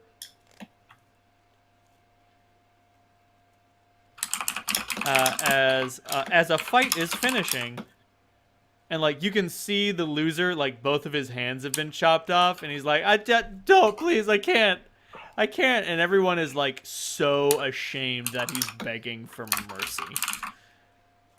Like, he has brought dishonor on himself, dishonor on his family, dishonor on his cow, and then he gets an axe blade, like, into his skull to stop his useless screaming as he sputters and dies. And, Holt doesn't even flinch. yeah, I don't even flinch. Whatever. Holt, you Can can I get my see, dog roll? like, this is part of a gigantic 128 branch tournament. Like, all to the honor of Gemma. Like, you don't know if the winner at number 1 will set some sort of challenge for you. You doubt it. But still, like, this is some serious blood sport going on here. This is the Kumite going on. Oof. So far, like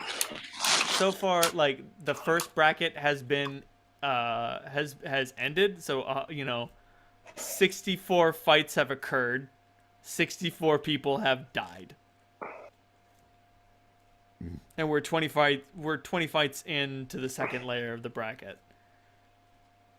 20-ish, whatever.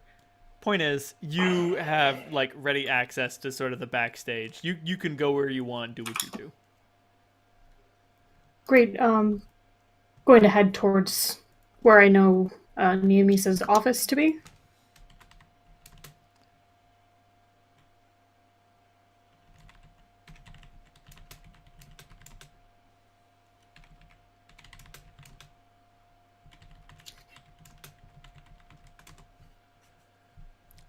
So yeah, so you've got Salandra with you. Rivo, did you also go in with Holt? Yeah. Okay, so you have seen all this. So I'm saying this fucking nonsense? Yes.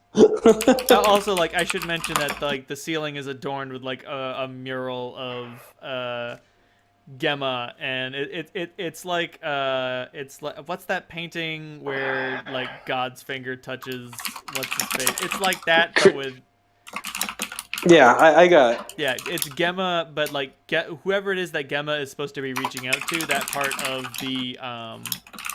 of the mural has been sort of faded away or been destroyed, as if to say, anyone could take their place. Yeah, it's a Sistine Chapel Yeah. tradition. But yeah, Holt, you lead them back to Neomisa's office. The door is closed at the moment. I will knock on the door. There some time passes.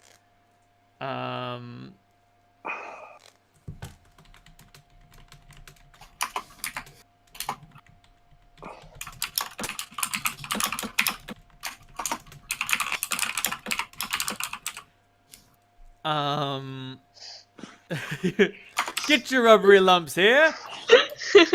The door opens and a servant wearing a blindfold leads you into Neomisa's little office, where she is also now wearing a blindfold.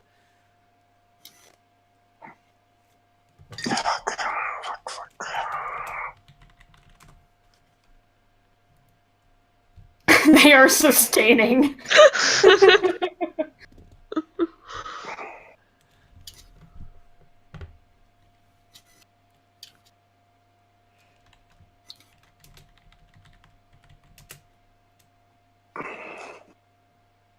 We, I assume all three of us enter the room. Holt will bow low. Thank you for taking a moment to... As we're walking through this before we actually get to Neomisa's, Salandra's just gonna ask Holt one question. Sure.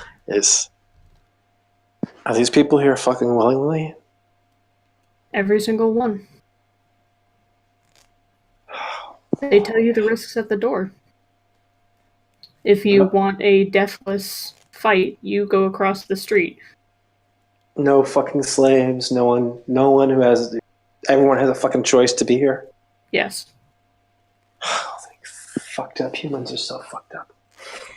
Thanks, Salandra. I mean, like, they have a quote unquote choice. Like someone will sign up and be like, I'm 10 gold pieces in debt on rent. My kids got the flu or whatever, and my grandma's gonna die of dysentery. I really need to get enough gold to fix all these problems, and they'll tell you how many people you have to kill. How many fights you have to win, and therefore how many people you have to kill. And if you lose, tough break, pal. You gave it your all. Either way, the problems are solved. We're not specifically hearing this information. No. Yeah, especially Rye. Yeah. Anyway, robbery lumps, they are sustaining. Clementine, you have never tasted a more bland foodstuff in your entire life. As long as Grub eats, I'm happy. Grub has a couple nibbles, and he's just like, God.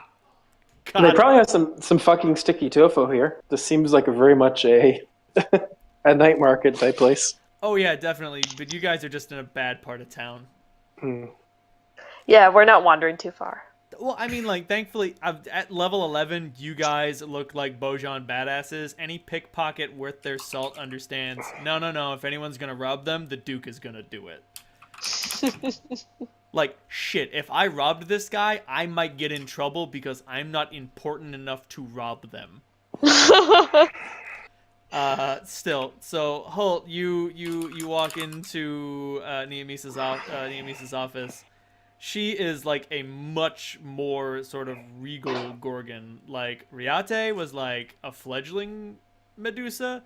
This Medusa, like, each of her little snakes has wreaths on its head. And she is like adorned with like jewelry, magical items. She's got a bow on the wall behind her, and like you can see, like, you guys have perception scores. Anyone with like higher than a +10 in perception can recognize that one of the scales, like some of the scales on her body, are actually like false entrances to hide needles and knives. Like she was. I think Salandra and Riva both have more than +10. So yeah, like you can be like, oh shit, that's a dagger hidden there. But like, it becomes apparent that you're not sure how many she's got, and you understand that all of those are going to be laced with Medusa poison. Not to mention the fact that that blindfold is like, it's a courtesy. It doesn't have to be there. So this is obviously, just like the other one was way below the ones I've seen. This is one way above the ones I've seen. Exactly. The Medusas that you had seen had been captured or had joined the arena willingly to clear some sort of debt, but they were clearly in some sort of trouble, and Riate was in a huge amount of trouble, and this is a Medusa who is large and in charge. This is a Medusa with a bunch of cleric class levels, I'd guess. Oh, yeah. Does she have a shirt on? Yes. There. We shouldn't be savage. I approve. Goodness. But she looks at you, Holt, and she's like, Holt, it's been so long. I've heard so much about you. A pleasure as always to see you again, my lady. Like, you can see her wriggle and writhe with sort of like... She is happy to be flattered. That being said, I understand that this isn't necessarily a pleasure visit, nor is it a business visit. Not entirely. My party and I need your help. The captains of Janam have imposed service bound us by magic. You know that our goals are to prepare ourselves for the Dragon Emperor's arrival, to save the world from imminent destruction. We can't do that while under this geese. You've helped me out of one curse in the past. I humbly ask that you aid me and my friends again. She slithers out from behind her desk and looks at you, Holt, and says, "You started off your request with a beautiful phrase. Could you repeat it for me?" That it is a pleasure as always to see you. No. You need my help. Yes, Say it. I need your help. On your knees. Beg.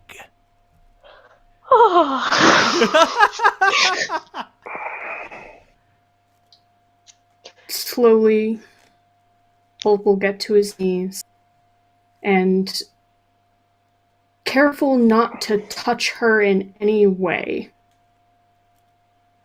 So this is the girlfriend of the boyfriend?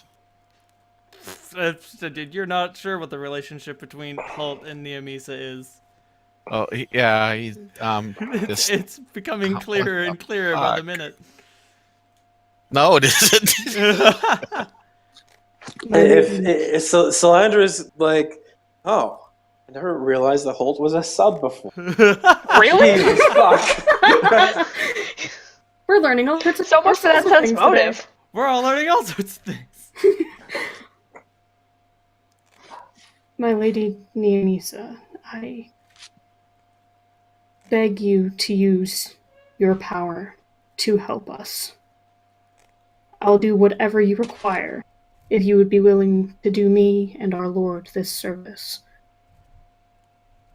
On all fours. And say, please. And, like, she slithers down until, like, her face is beneath yours. Her torso is, like, just not touching the floor. And she is just staring into your eyes through the blindfold as you get down on all fours. Yes.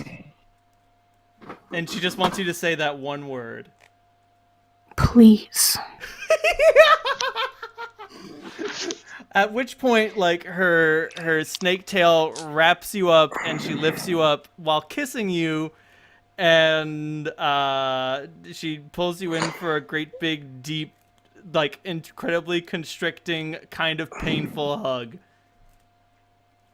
Let's go for it. And then she gives you a little bite on the lips. Make a fortitude save. 25. Fuck, this poison's strong as fuck, boy. You like, it doesn't hurt, but like you can feel the poison coursing through your veins, and it feels weird. Good weird, but not bad weird, but oh, it's weird.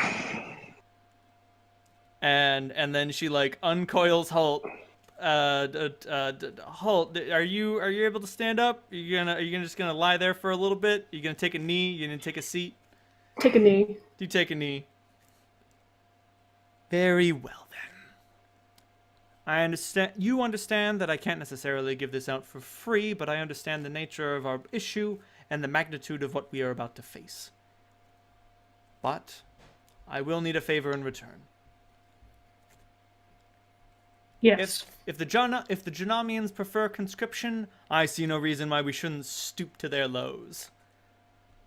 There's a particular fiend who is hiding in the city right now. Let me see if I can find a random devil name generator.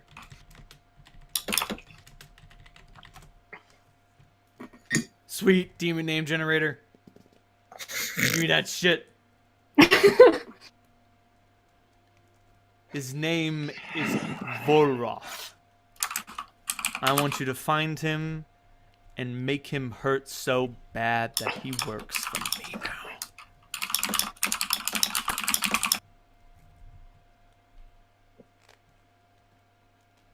He will be taken alive. Thank you, Holt. Now then, bring your friends here. I trust that you will bring Volroth to me. You understand what it will do for me, and you understand what it will do for you.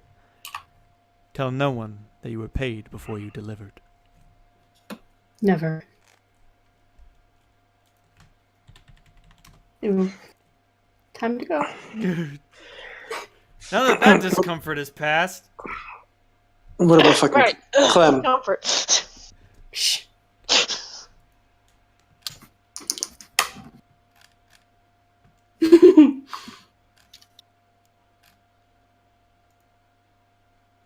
There we go. Outsiders. Outsiders breathe, but do not need to eat or sleep, although they can do so if they wish. Anyway. What the fuck is a soul eater? Anyway. Isn't it an anime? It is an anime, but this creature is... Oh, this creature's fucked up. Anyway. Who is gonna go get Clementine and Grub? I will. Cool. I was saying we're not far. We're just hanging out right outside. Kind of watching with amusement the shouting match going on between the black hand and the white boot or whatever it is. You are correct. There are two criers that are outside, like each establishment, and one of them's like, the Black Hand would have you have your guts spilled out all over the place for a demon's entertainment. We here at the Ivory Foot will teach you how to fight. And, you know, the Black Hand is like, pay no attention to them. They pay in favors. We pay in gold. You know, real grandstanding shit. Oh, fuck. There's a creature called a Time Flayer? What? Why? What the Stop fuck is looking this? at these. I can't. Now I kind of want to use it. Oop, someone's sending me messages. Rival looks like he wants to ask you a question, Holt, but he looks kind of embarrassed, like what the fuck just happened, and he doesn't want to look you in the face. He just holds up a hand.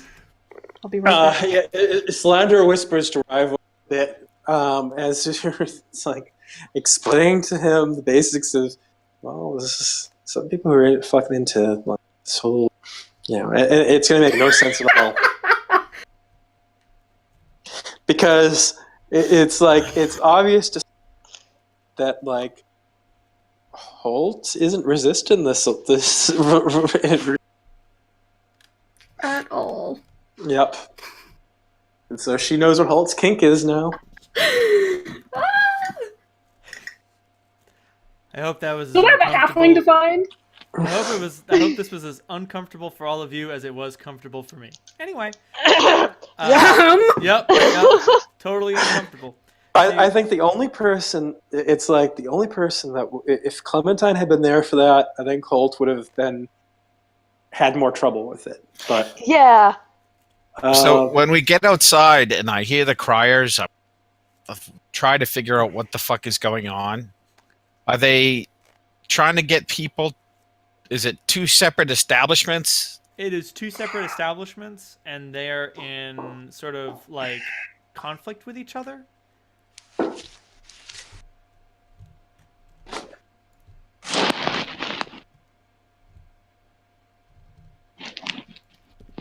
Like one. There we go.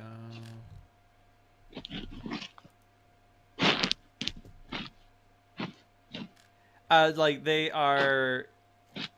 Yeah, it's just these are two like combat arenas, and one of which is like, don't pay attention to what he says. We pay the big money, just listen to the money. And the other one is like, nah, those fuckers are evil and they do weird, fucked up, bad shit. Don't listen to them.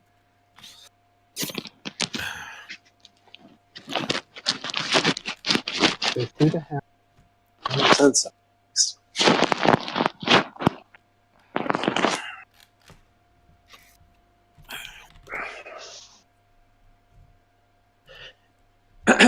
Strange fucking bedfellows, Holt. Shrugs and a lot easier than what we were thinking before.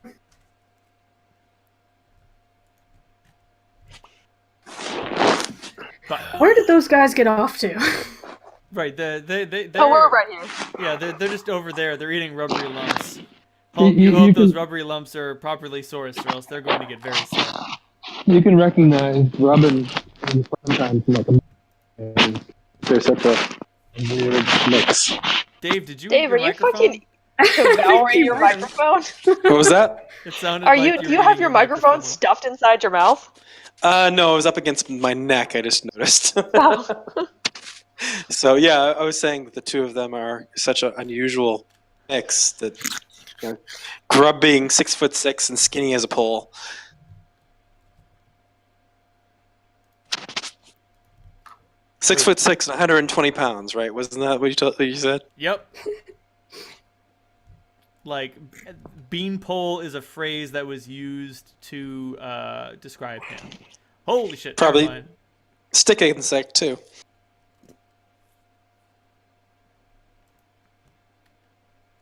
I'm trying to find the right devil for you guys to fight, or should it be a demon? I don't know. I haven't decided yet. Flip a coin. There's always daemons if you can't choose. It's going on my character sheet. There's no place for me to put a picture. Fuck. I just have 6 pages of spells. Yeah, like that's ever gonna get fucking used. Hey, some of us need those 6 pages. I'm gonna have to put my feet in there. I'm running out of room. This is my rival file. It'll go in there. Holt, I do have to admit that she's fucking pretty hot if you swing that way. I will neither confirm nor deny to you. So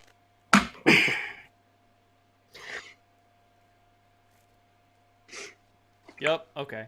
Never mind. And Time for- Salandra will bite her tongue before she says any mocking comments on her.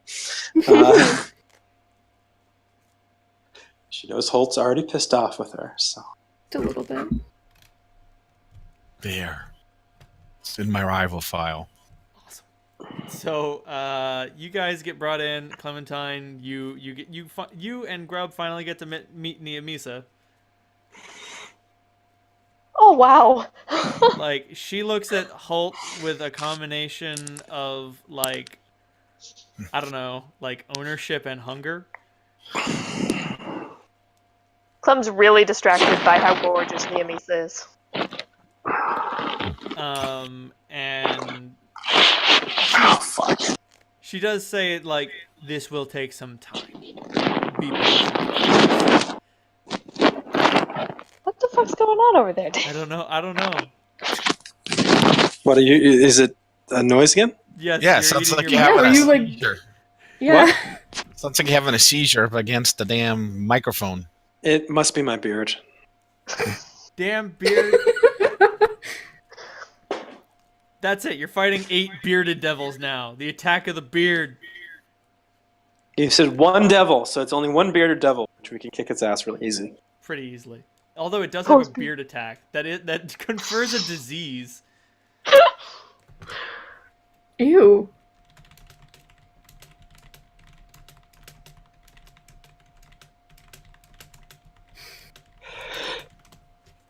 Well, as long as it's not a Marilith, probably like shift allegiance. No, you actually want to work for me. Shit, we want to work for her. Sorry, boss. Anyway, Another snake lady who's even hot. she asks, like, Niamisa asks all of you to strip down, basically. And Grub's like, "Whoa, hey, not cursed. Don't have to strip." And she just, like, sneers at him. Like, you don't need to strip naked, but you do need to remove, like, a majority of your clothes. Down to your That is underoos, fine. please. We're back in our office. Yes. Yes. Sorry, it's gonna take some time because she's countering her ritual. She's casting 4 bestow curses without fail. I'm sorry, not bestow curse. Break. Remove this. Remove Yeah. curse. The other one. Yeah, the other one. You don't gotta tell Rye twice to get naked. I was gonna say, yeah, Clem's fine with that. Like, a hot snake lady says, take off your clothes. Okay. And actually, she looks at you, Clementine, and she's like, "Aw, poor dear. Someone chop your arm off?" Yeah, that one. Points over to Rivo. And gives Niamisa a big smile. And she just looks at Rivo, and she just says, "Do you make a habit of chopping off the arms of delicious halflings. Can I say I was hungry? I like you. And like she gets a bunch of oils. At least you think it's oil. I mean, it's red. Might be blood. You're not sure. Don't worry about it. Don't think about where it came from. Don't forget about. Don't worry about it. Don't think about what it's made of. Think about what it's gonna do, which is remove this curse. Damn straight. It takes like an hour of sort of like agonizing. Like she's like, does anyone want a pamphlet or perhaps a book to read?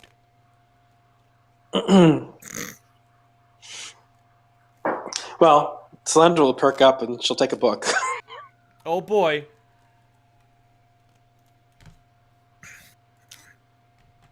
If this is boring, Rival will check to see how Clem is doing, and he'll exercise. And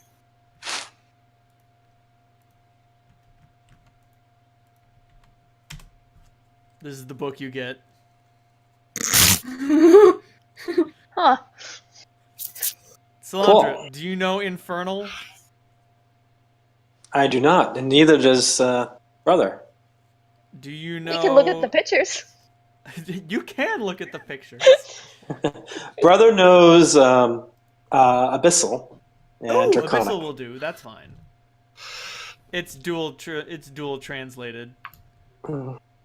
It's like the No Fear Shakespeare Necronomicon. Yeah. Actually, Slander just learned Celestial.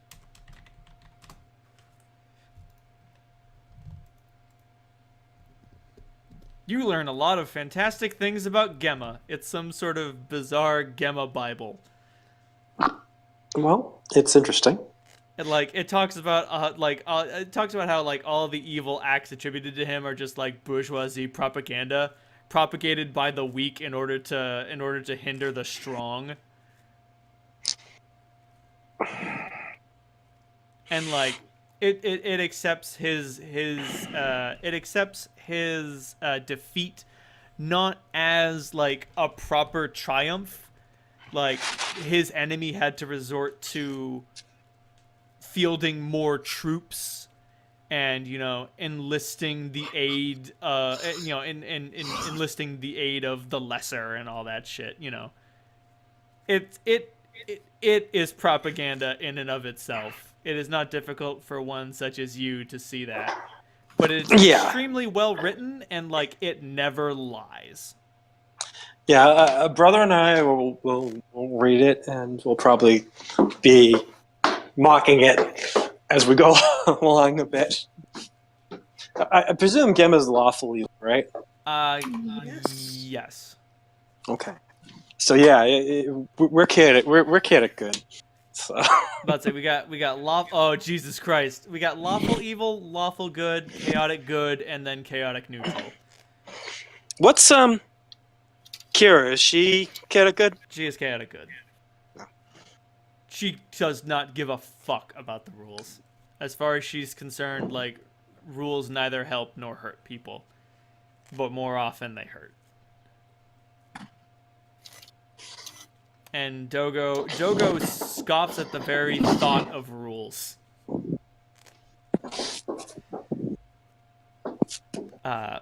In any event, after some time has passed, it's excruciating. Like the wait is just excruciating. She makes a grand incantation. Like the room shakes with the force of her magic. You can see like sweat drip down her brow as she like rips the enchantments apart using her unholy power. It doesn't hurt, but it feels like it should. As like Clementine, you mentioned shedding your skin. That's kind of how it feels. Except there's no actual skin being rent. And by the end of it, you all feel a lot better.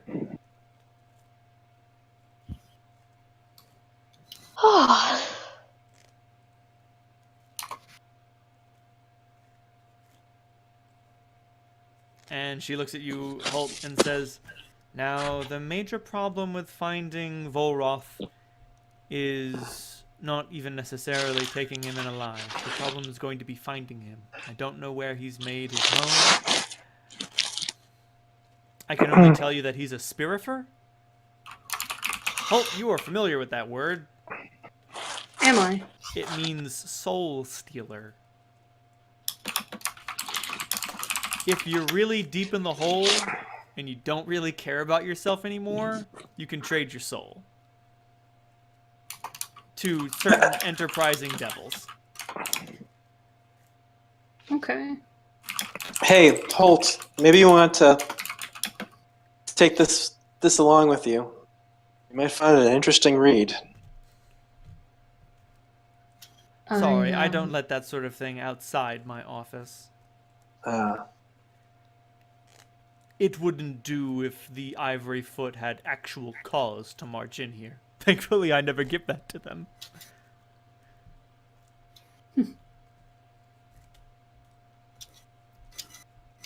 I wouldn't be able to read it anyway, Salandra. No, you wouldn't.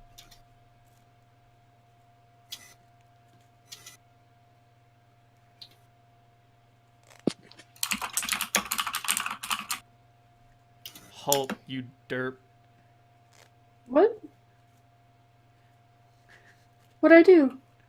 You can't read Abyssal or Infernal. That's I what can't you read did. anything but common. I know, right? Oh my god. What? There's nothing wrong with that. I don't need to read books to know how to wield a sword. You fucking proletariat pleb. I have other people who can do that for me. I read comics. Anyway. I had to nerf myself somehow. That's fair. You see it finally dawn on Rivo's face. This is a bad place. Oh, wait. Oh, shit. This reminds me of home. Oh, no, that's not good. Anyway, you are all free to leave or mill around as you wish. I think we need to go someplace. I feel kind of want to bathe. Baths can be arranged. Usually they have other people in them. You will have to request not. Bathhouse! To the bathhouse. Yeah, we can rent a room. I am, as we go along, to find, I'm going to pick up food. I'm going to give it to kids. I'm going to disperse some. I'm going to disperse some coin.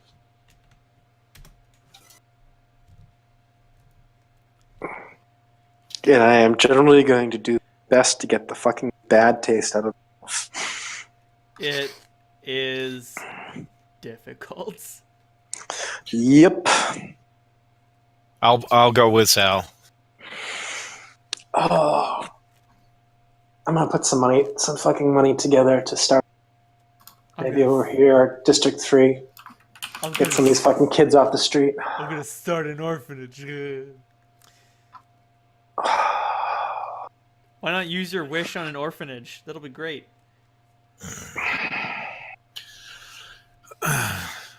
After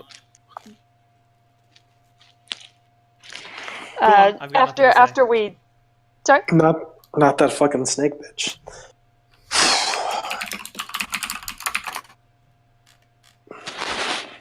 I would say, Clem's gonna go up to you, Holt, and be like, "Do you want to go see Callie?" Yes. Yes, I do. Bathhouse first. Yeah, you definitely want to be clean first. And then gives you a very silly wink. Yeah. You find a bathhouse. There's, it's actually Holt roll knowledge local to find a good bathhouse. Gladly. With a 21. Ooh.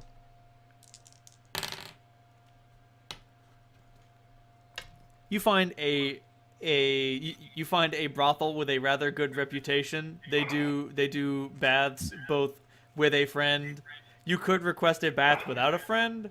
They will probably still charge you friendly rates, but you might be able to talk them down. They know you. Without a friend, but I promise I'll come back later. Ooh, make that diplomacy roll. With pleasure.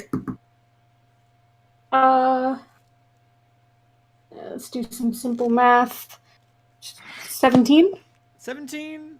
You also get a circumstance bonus for a fucking fantastic pitch. Give them 10 gold pieces and you can all take a bath. Awesome. That being said, these are absolutely fine primo baths. I'm talking like bath bombs, lavenders, fine oils, exfoliating facials, non-exfoliating facials. This is amazing! A lot of the prostitutes look at you and they're kind of weirded out. They're just like, wait, you don't want... Okay. All right, that's fine. That's fine, honey.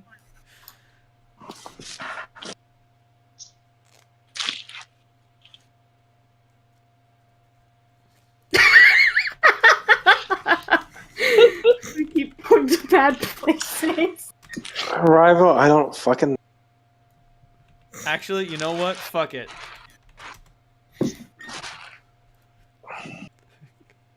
What has become the inimitable voice of God, just telling everyone, never mind. Anyway, you are all cleaned. You feel mostly clean. There's a filth that can't be washed out, but that should go away with time, right? Right. Right? Right. So, Yeah. so, Holt, why is it that we're not fucking burning that place? Which place? Your place. The Black Hand? Yeah. It's... Why would you want to burn it down?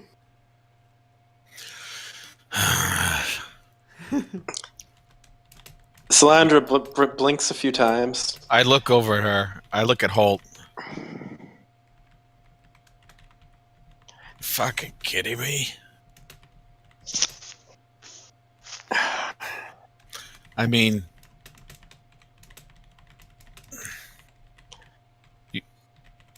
District You 4 saw- has its... Go ahead, Rivo.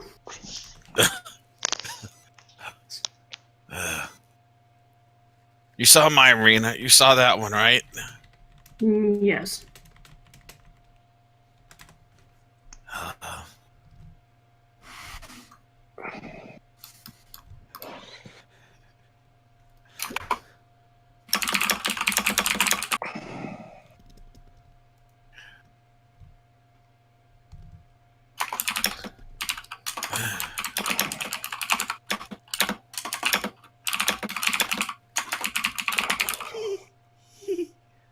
Thought you would have been in a white boot place. That's all. He had a So choice. He had a choice. Salandra just says to the ear, what's all this fucking shit that you're saying about Gamma being misunderstood? What was that last bit? You cut out a little bit.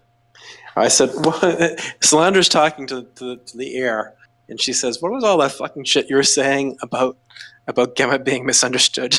I never said any of that. I wasn't talking to you. Okay, fair enough. Listen, I don't necessarily like that place. I don't like it when people die like that. I'm not heartless. But they explain the risks. They explain the rewards. And you have to understand that the rules here in District 4 are a little different.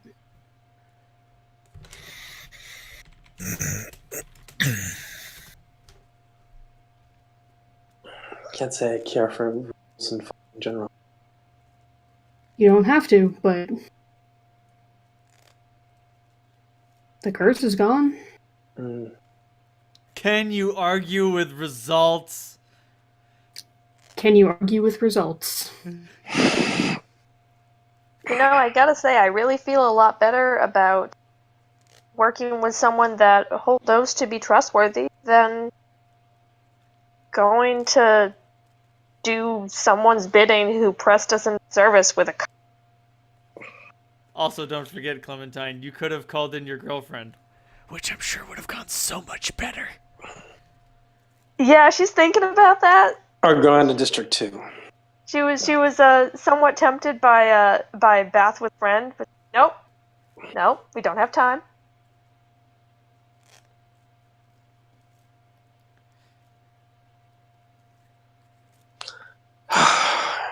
When did my life get so insane?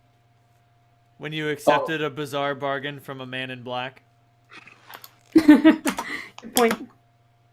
I was about to say, Solandra was the only one who, like, had a choice.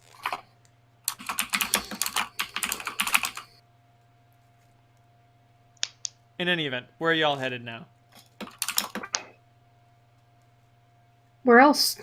To the 9th and Hennepin. Woo! Oh, you look so handsome. We need to find someone to patch Clementine up. That can be Hopefully arranged Kelly there. will know somebody. Someone, but not the fucking dude who patched you up the last time. What was wrong with him? He's a fucking vampire. You have What? no hard evidence of that. I am not particular about who puts my arm back. Yeah, as long as they put it back and it's still fucking like your arm.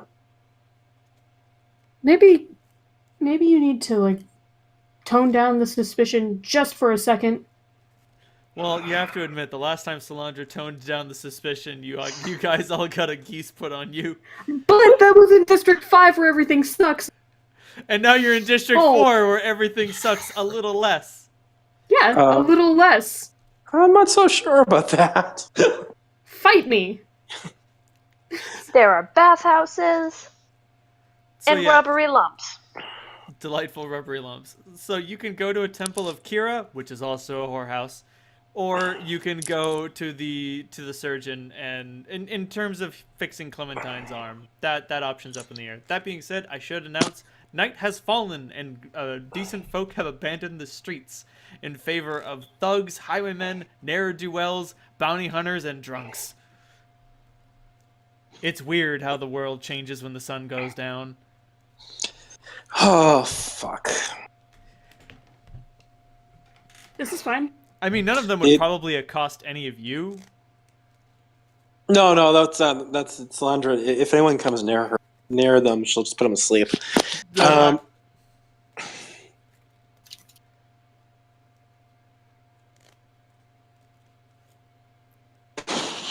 Which is better than what Riva would.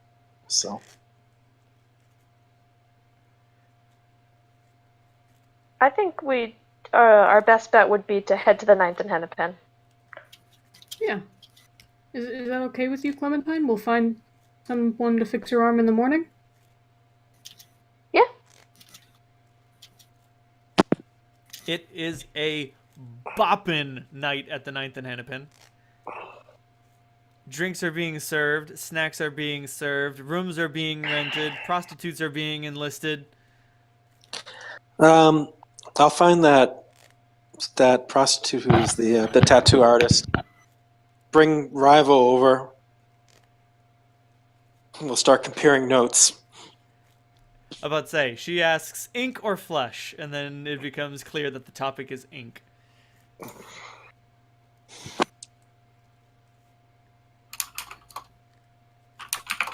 She will ask, though, that on such a busy night that you pay her for her time. Sure.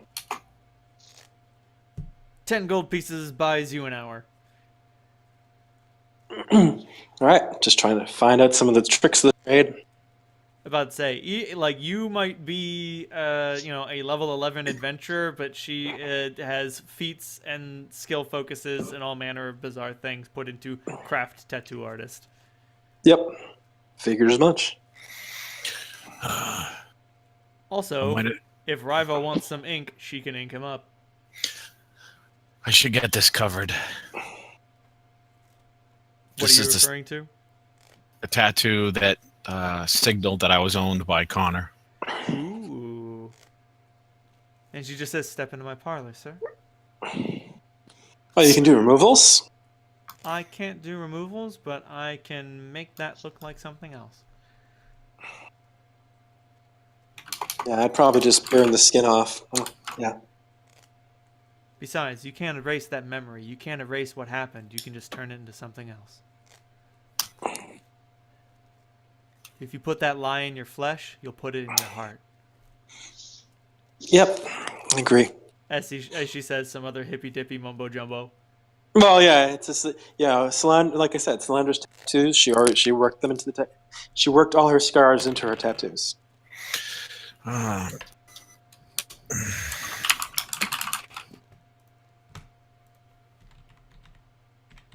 Okay.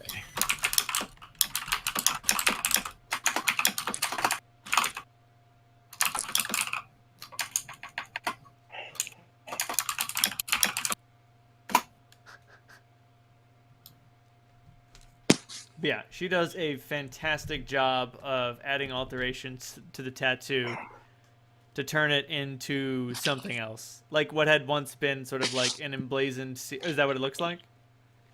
Or is that what you want her to turn it into? That'd probably be what she would turn it into. Sounds good. It'll take her a couple hours of work, but she loves it. And it looks fantastic. Meanwhile, Holt, what you doing? Going up to the bar, of course. Shit, yeah. Wait, fuck, what's the name of the bartender? I can never Taga. remember. Taga! Holt, my friend, it's been too long. Before you drink, I'll have something waiting here for you. Could you please help Mr. Yesterday excuse himself? Oh, yes, of course. Mr. Yesterday looks as if he is about to start a fight. Holt, how do you help Mr. Yesterday excuse himself? I'm going to grab him by the collar, maybe wrench one of his arms behind his back. Oh, God. He's very drunk. He is not very good at defending himself. And he's just like, ah, God! Let go of me and I'll haul off on you. I know how to fight. Oh, I'm sure you do. And just escort him to the door. Yeah, you've got wrist control. You could take out your gun, but you decide not to. How do you make him leave the building? Do you give him a good chuck? Do you give him a good shove? I'd shove him. Okay, you give him a good powerful shove. Make an intimidation roll. Gladly. A 19. It's not your best work, but he understands that he understands that he can come back later, but he can't come back now. And when you approach the bar, there is a let me look up. It's time for one of Taga's bizarre drinks. Oh boy. Let me go to the Drunken Moogle.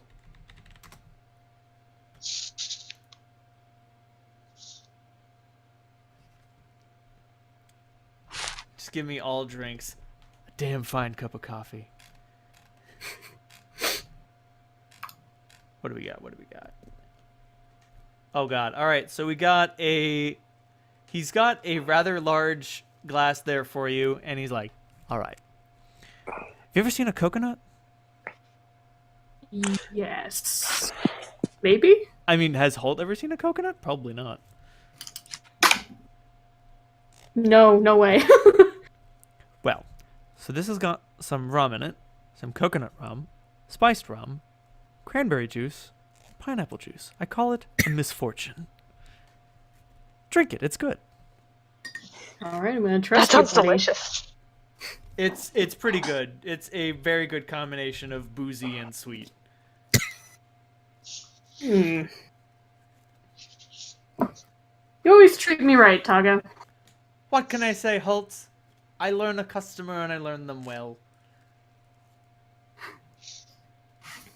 Is the landlord in tonight? Oh yes, she's behind the desk, like accepting coin.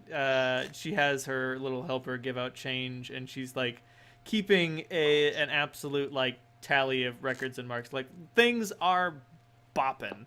Rooms are being rented. Rooms are being rented for a long time. Oh no, Grub can't say no to ink.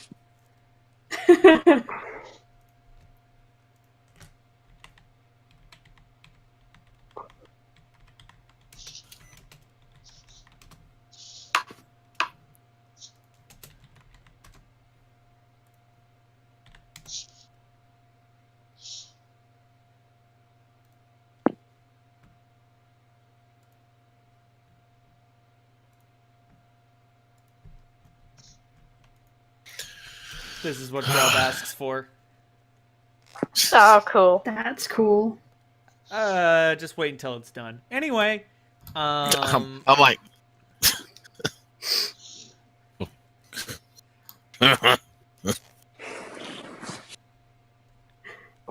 also, Salandra, here's a little question that no one is asking you.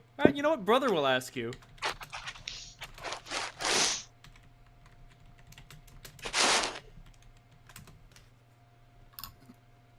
Anyway, so Holt, Clementine, what you doing?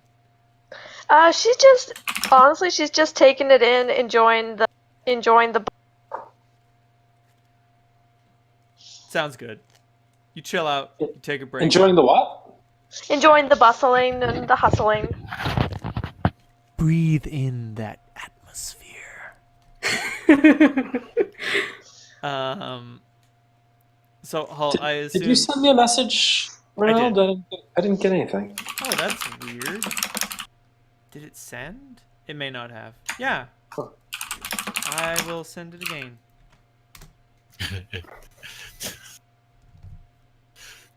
Anyway. Did you share the back channel thing with Cap yet? No. No, I thought that'd be a better punchline for you. I'll check it in a second. So, right. Yeah, they are.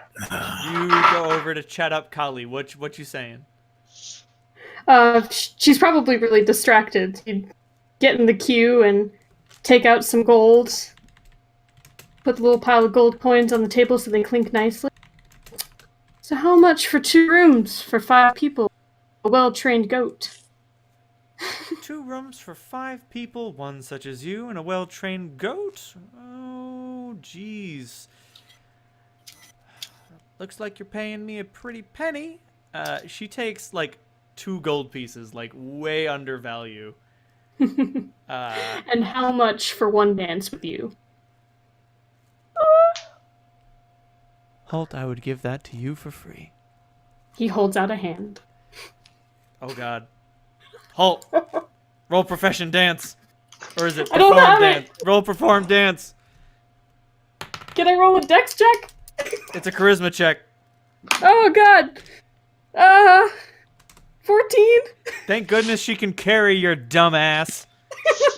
Listen, He's smitten. Cut him a break. I drank first. It's like she's pole dancing and you're the pole. She's having a delight sliding around your body.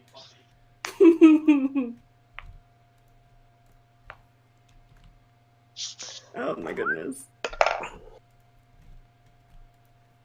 18 on that sense motive. That's brother, right? Brother would definitely ask that question, or at least remind you. Just to be like, that's important. We can't lose sight of this. It's weird, Salandra. Brother is usually way more serious than you are. I guess it's a good balance. You also get the distinct impression that he's so serious because he's not, you know, a human with hormones and glands. He's a chunk of sentient resin. I've been noticing that brother's getting smarter and smarter really fast lately. This is absolutely true. He's starting to catch up with me, so... It's kind of weird. What had started off as just sort of like an empathic connection between you and this resin that helped liberate you has turned into like a very bizarre friendship. And yeah, you're right. He is getting smarter and smarter, quicker and quicker. You don't know what the limits of that are, like from a character perspective.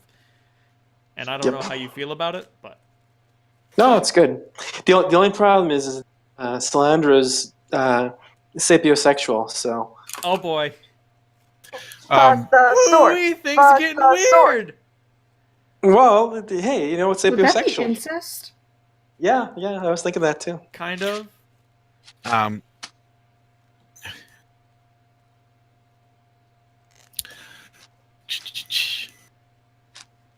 mean, he is a sentient phallic. No? That's a Oh, fine point. Jesus Christ. Like, this is... Is there anybody normal I could go stand next to? In District 4? No, in the party. No. Not really. Sadly, Salandra seems to be the most sane. Well, since we were back in District 6 and we had a talk and things were making sense and he's seen Holt kind of this bizarre stuff, right? Definitely, his immaturity and you're kind of getting a much better sense of his kind of emotional state, that he's kind of overwhelmed, and he's been kind of. It's just weird because normally he avoids Salandra, and now he's kind of like, "Hey, talk to me." And now she's gonna go off and play with a sword. No. Don't worry about it. No, but she is thinking about getting him a. You cut off at the end there, so I can only imagine how that sentence ended. I said she's thinking about getting him. It cut off again. There are worse places to look for nighttime company than the enemy. About to say, and like they definitely this is a place with decent upstanding prostitutes who are devoted to Kira and sensuality and all that. So you could be like, it's my first time and I don't know what I'm doing, and they'd be like, okay, let's talk this out. You have to pay me, but I'll teach you. Oh, so the Ninth Inhabitant is the devoted to Kira. It is its prostitutes are devotees, definitely, but none of them are like practitioners. Oh, okay. I mean, like, they're practitioners insofar as they believe in the sensuality of the tattooed maiden, but like none of them, if any of them do have any sort of clerical power, it's going to not, like, you can't grow someone's arm back with their clerical power. Like, okay. This isn't the temple you were talking about then. No. Like the best you could find is like a level 3 favored soul who like can actually heal people with her touch, and it kind of weirds her out. But whatever. Spend enough time. You spend enough time worshiping the tattooed maiden, and things just sort of happen. Well, I'm gonna try to find someone who I think would be a good fit for. Okay.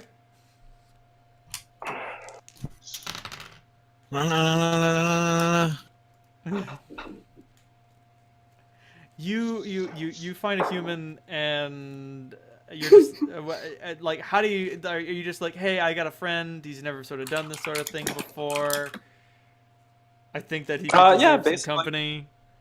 Yeah, I'll indicate he's kind of he's a little bit of a dangerous dude. Don't treat him a little bit like he's made out of glass, but I think it's around that time. Rivo, I've got some bad news. You're going on a date.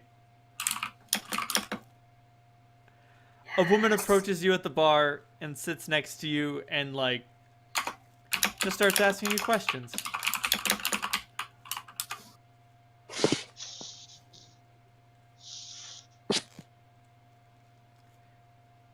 Like, it just starts with, where are you from?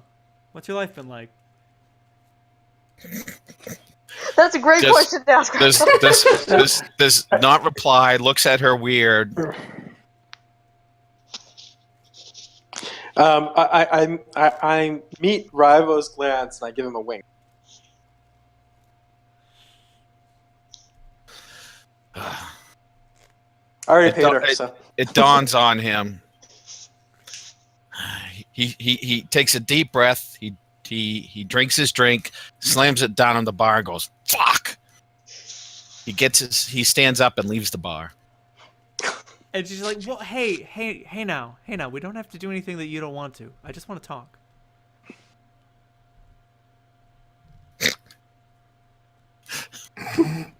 Go talk to the fucking pilot or her. Oh well. She looks at you, Salandra, shrugs, and she's like, you have a pilot? Oh, fuck. My time's been All paid right. for. You might as well spend it. Oh, what the fuck? Hey, Grub, come here. Grub is getting his ink done, and when you look at it, Solandra, make a perception check. 27. His tattoo has become a 3-dimensional object put on a 2-dimensional plane.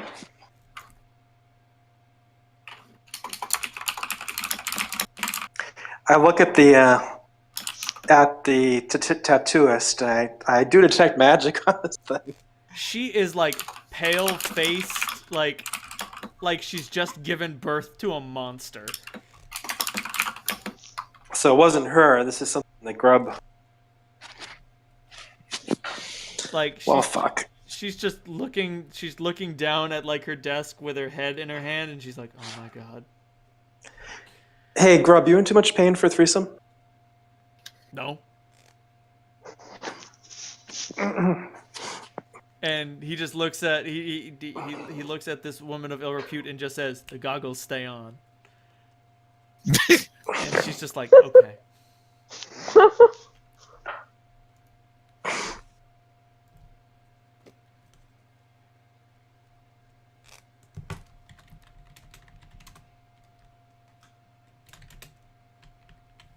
In short, all of you have a pleasant evening. Meanwhile, Rivo does something productive. Well, Solandra is off trying to figure out a little more about that tattoo. Well, you know, 2 birds with 1 stone. Or 3. Yeah, 3.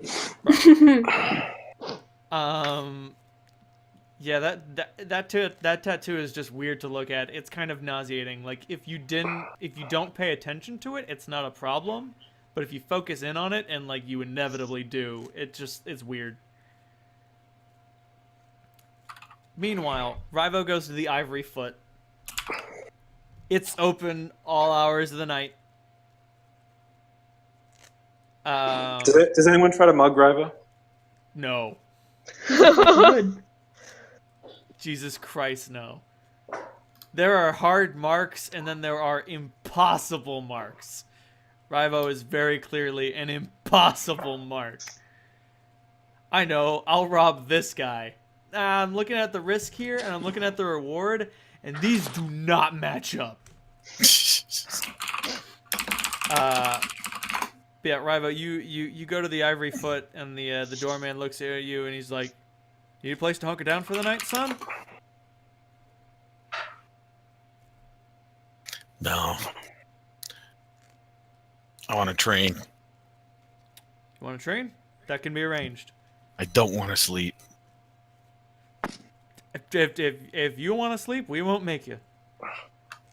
We only ask that you check in your weapons at the door. I'm confused. It's not about Alrighty. the strength of your steel, it's about the strength of your fist, boy.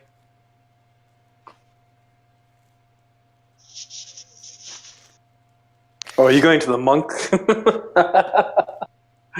That'll be fun. Yeah, well, I'll definitely get tooled up if these guys are a bunch of monks. They're not quite monks. But I'm looking to basically. Does Rivo still have improved unarmed combat? If he does, he's in pretty good shape. No, we never could put that on him. Oh. Womp womp. He can bite people though. No, he doesn't. He doesn't have that He either. never You took that. Yeah. decided not to take the bite. Okay, that's fine. Yeah, I was No, trying to get you to take. No, I could still bite him. Oh. Still But bite. he doesn't have the rage power. Yeah, I don't have the animal mouth. He still bites people. Right. Basically, like, the Ivory Foot is, like, the arena battles, like, it's still an arena, very much like the Black Hand, but what goes on here is more sort of orderly. Like, there's a ring, you can call for mercy, although it is frowned down upon. Like, you can call off a fight, but, like, come on. Like, if you're losing, you gotta take your licks like a man. Like, not even so sexistly. Like, obviously, men and women both fight in both arenas, but like, if you're losing a fight, you need to accept that loss with grace, and that means taking your beating. But still, some people do surrender. It's also not like a battle to the death. It's a battle to unconsciousness. Like, killing people is like, you don't do that here. And the arena is not like a cage. It's a circle. And if you can get someone out of the circle, that's a loss for them. So it's like a sumo place. It's very sumo. And there are trials with weapons. Usually it's like sticks, but occasionally you will get an actual like one-on-one sword versus sword where no one is supposed to die, and like those are generally sanctioned duels between, like, you catch one that evening. It's a sanctioned duel between two very upset women. Over an inheritance. Like, they were both married to the same man who had been leading a double life, and they're going to duke it out to see who it is who gets the money that should be left to them. And they have agreed to knife fight for it. Ugh. It is an ugly fight. Like, people getting stabbed, like, that was like the most fucked up thing you had seen that evening, but like it was still classy. Yeah. Well, as long as I can get thoroughly beaten, he's not going to sleep. He'll just keep fighting, and then when it's time to eat, he'll go back to this place and wait for everybody to wake the fuck up. They are willing to provide you a meal if you would like to eat among them, or you can go back to the 9th and Hennepin. They obviously won't judge or care. Sure, that's fine. So when I show up, I'll be like probably at like half my hit points. Or I'm really gonna. You're gonna go for it. Rival. They're gonna be like, yeah, because Rivo's mindset is the only way to get better is to basically get the snot beat out of you. Right. So he'll that's what he's gonna do. That being said, Rivo, like, it's pretty tough even without unarmed combat. His power attack and his base attack bonus, he can still kick ass. Oh yeah, like, most of the fighters that you face, you are more than a match for them. You are able to defeat 17 fighters. Oh. Before they send in someone who's more than a match for you. And like the first 17 guys that you faced were just like, yeah, I'll fight the newcomer. And like the first 3 were like, all right, he's a little guy, what could he possibly do? And you're like, nope, I'm a big boy. I might be short, but I hit like a truck. And they're like, oh shit. And like you because of your strength score, like, you just hit harder than most people, and because of your fighting talent, you're able to hit more frequently. Mm-hmm. And there's a whole lot of back and forth, and you also, you're not the best grappler in the world, but it's not hard to execute a judo throw, especially after you see it done on you a couple times. Like, those are the times you almost lose in those fights, where someone just gets in one good throw and you're like, oh shit, I am almost about to go out of this arena. But the last guy you fight that evening... Ooh. The last guy you fight that evening, like, mops the floor with you. Good. Like, you're not certain if it's because you're so tired, or just because... Like, he's obviously not stronger than you. He's doing something in the fight to just sort of turn his disadvantage into advantage. Like, anytime you're in a concerted grapple for any amount of time, you can tell that you're winning, but he always does something to sort of turn the tables. He gets you in a couple pressure points, and you didn't know about those. No one had ever done that to you before. Like, there are a couple of times you get hit in certain parts on your arm and torso that, like, the parts on your arm just like make you lose your grip for just a second, and just a second is all he needs to wriggle away. And he hits a couple pressure points on your torso at certain parts of the fight that leave you gasping for breath. No, he likes this guy a lot. Oh yeah. And at the end, like he is able to when he's worn you down and tired you out, and like he's tired too. Make no mistake, this wasn't like a flawless victory. No. This was like a good fight between someone who is not really good at unarmed combat and someone who just really is good at unarmed combat. And then he gives you a hefty toss out of the ring, and like, you know, there is a huge cheering cry that comes out of the crowd, and like before too long his hand is there waiting to pick you up. Do you take his hand, Rivo? That's what he yells. Fuck yeah! But do you take his hand? Oh, absolutely. Cool. He picks you up, gives you a smack on the back, and then they give you an ice pack. It's an ensorcelled thingy. It's cold. Yeah. It feels good. Were this modern day, they'd have frozen peas. It's good to meet another master. It's nice to meet someone too. Oh, I'm not a master. Please. You are. Put a blade in your hand, and you'd be more than a match for me. All right.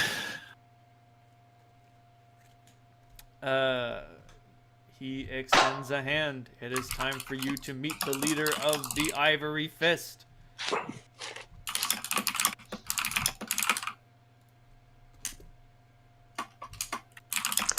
Oh, wait, is this a Mithras place?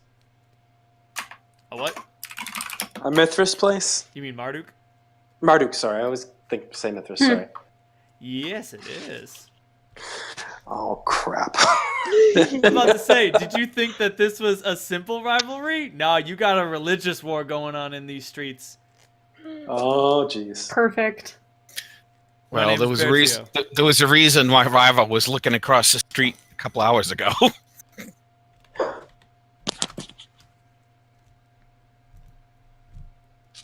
He introduces himself as Bertio.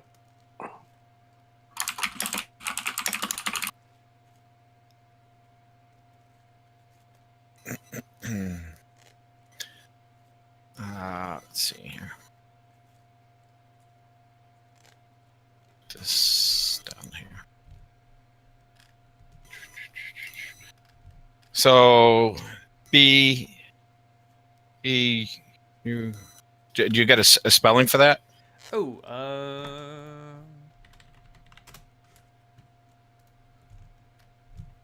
yes, I do. And he's the leader of what? The Ivory Foot.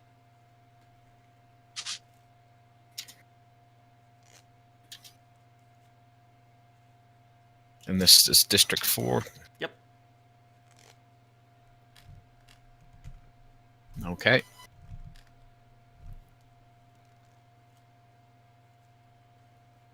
Well, I am deferential and pretty quiet. If he tries to use highfalutin words and stuff, I will just nod in agreement. He does not. He just. He has like, what do you want to talk about? You want to talk about life? You want to talk about fighting? Or for you, are they one and the same?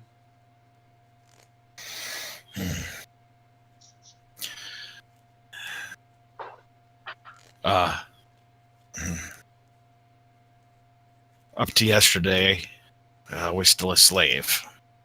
Now District 6 is no longer like that.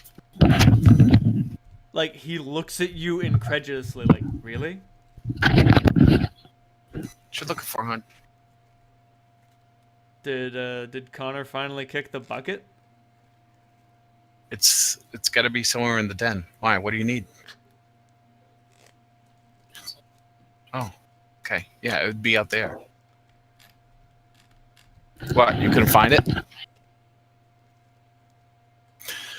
Okay, sorry, Reynold. What was that? No, it's all good. He just says, did Connor finally kick the bucket?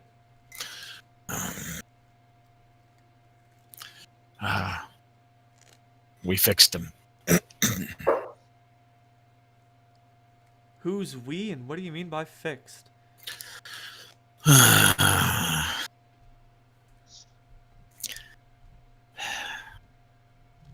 This shit's hitting the fan. You know the war that we just had? Can't say that I do. Sorry, we're a bit of a sleeper cell here. We don't get a lot of information. Well, you might have to talk to my friends, because I'm not the talker in the group. I understand. But things are going to get very bad for everybody, everywhere. Buckethead. Buckethead. Bucket of bolts. I actually sent that to Ronald first. I just sent it. No, send it to everyone. And he's like, well, that's bad news. Yes, if you could send another one of your friends down here, that'd be great. I understand if you're not the talkative type. It's fine. So long as we have a few days left, I can be patient. My master, he taught me your tongue, but still a lot of it evades me.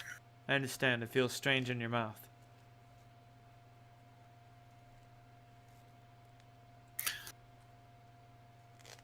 But yeah, District 6, no more slaves. I thought I'd never see the day. So now we're just dealing with more stupid people who are fighting over petty shit when it's all going to crumble. That's usually how it goes. At least that's how the tales are always written. You know anyone who... I have a friend of mine. I had to take her arm off. Something... some kind of creature attacked her and put something in her. And I could see it in her, writhing in her body. I had to take her arm off. I want to get that fixed. Okay. Stranger, you walk in here fighting like that, telling stories like that? Alright. Well.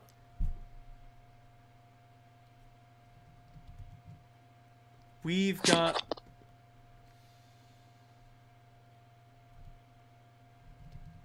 If you bring her here tomorrow, and you have enough gold to cover the costs, I wish I could do it for free. We can fix that. All right. Let me see what the spell casting cost is.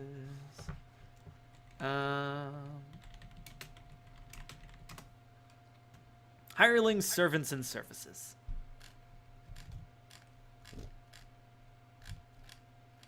Because spells are expensive. Spellcasting. Caster level times spell level times 10. Fuck. So spell level is like 7, right? Generate. For a cleric, it's 7, yes. Oh boy. They might be able to use a lesser spell if there's like, I don't know. If there's like Maybe like a heal. Do we have the arm? Since we have the arm. I'm about to say, what level is heal? 6. I'm about to say they might be able to swing that, or something similar. Okay, all right, that's cool. So, what level cleric do they need for a 6th level spell? And do they have 11th. one on hand? An 11th level cleric? You know what? They have one of those.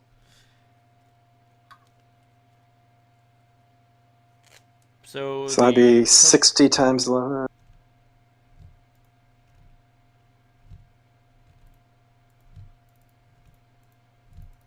Yep.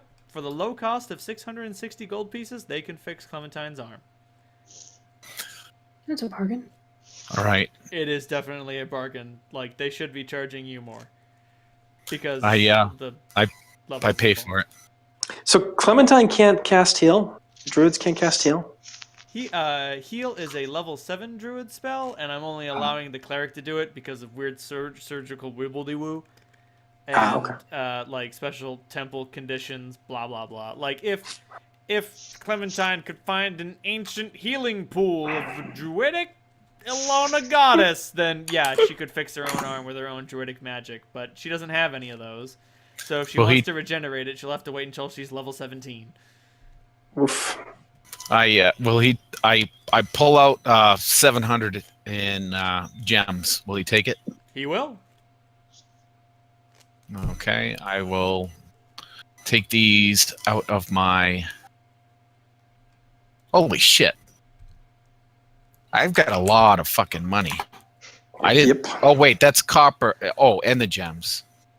Oh, the gems have never been factored into my money. Okay. Yeah, essentially Salandra gave you all the her share of the financial loot from No. Rival left it. He's a dumbass. Okay. Well, I would have let Holt or someone take it. Yeah, she knows the relative value of that belt she took. Okay. So I give him 500 and 2 100s. Sounds good. He will accept that gratefully, and like what you've got like a ticket for an arm healing, and like he just says, "Don't worry about it. I'm good with faces. We're all good with faces. You and her come through that door, you'll get what you want. You'll get what you paid for. You'll get what you've earned."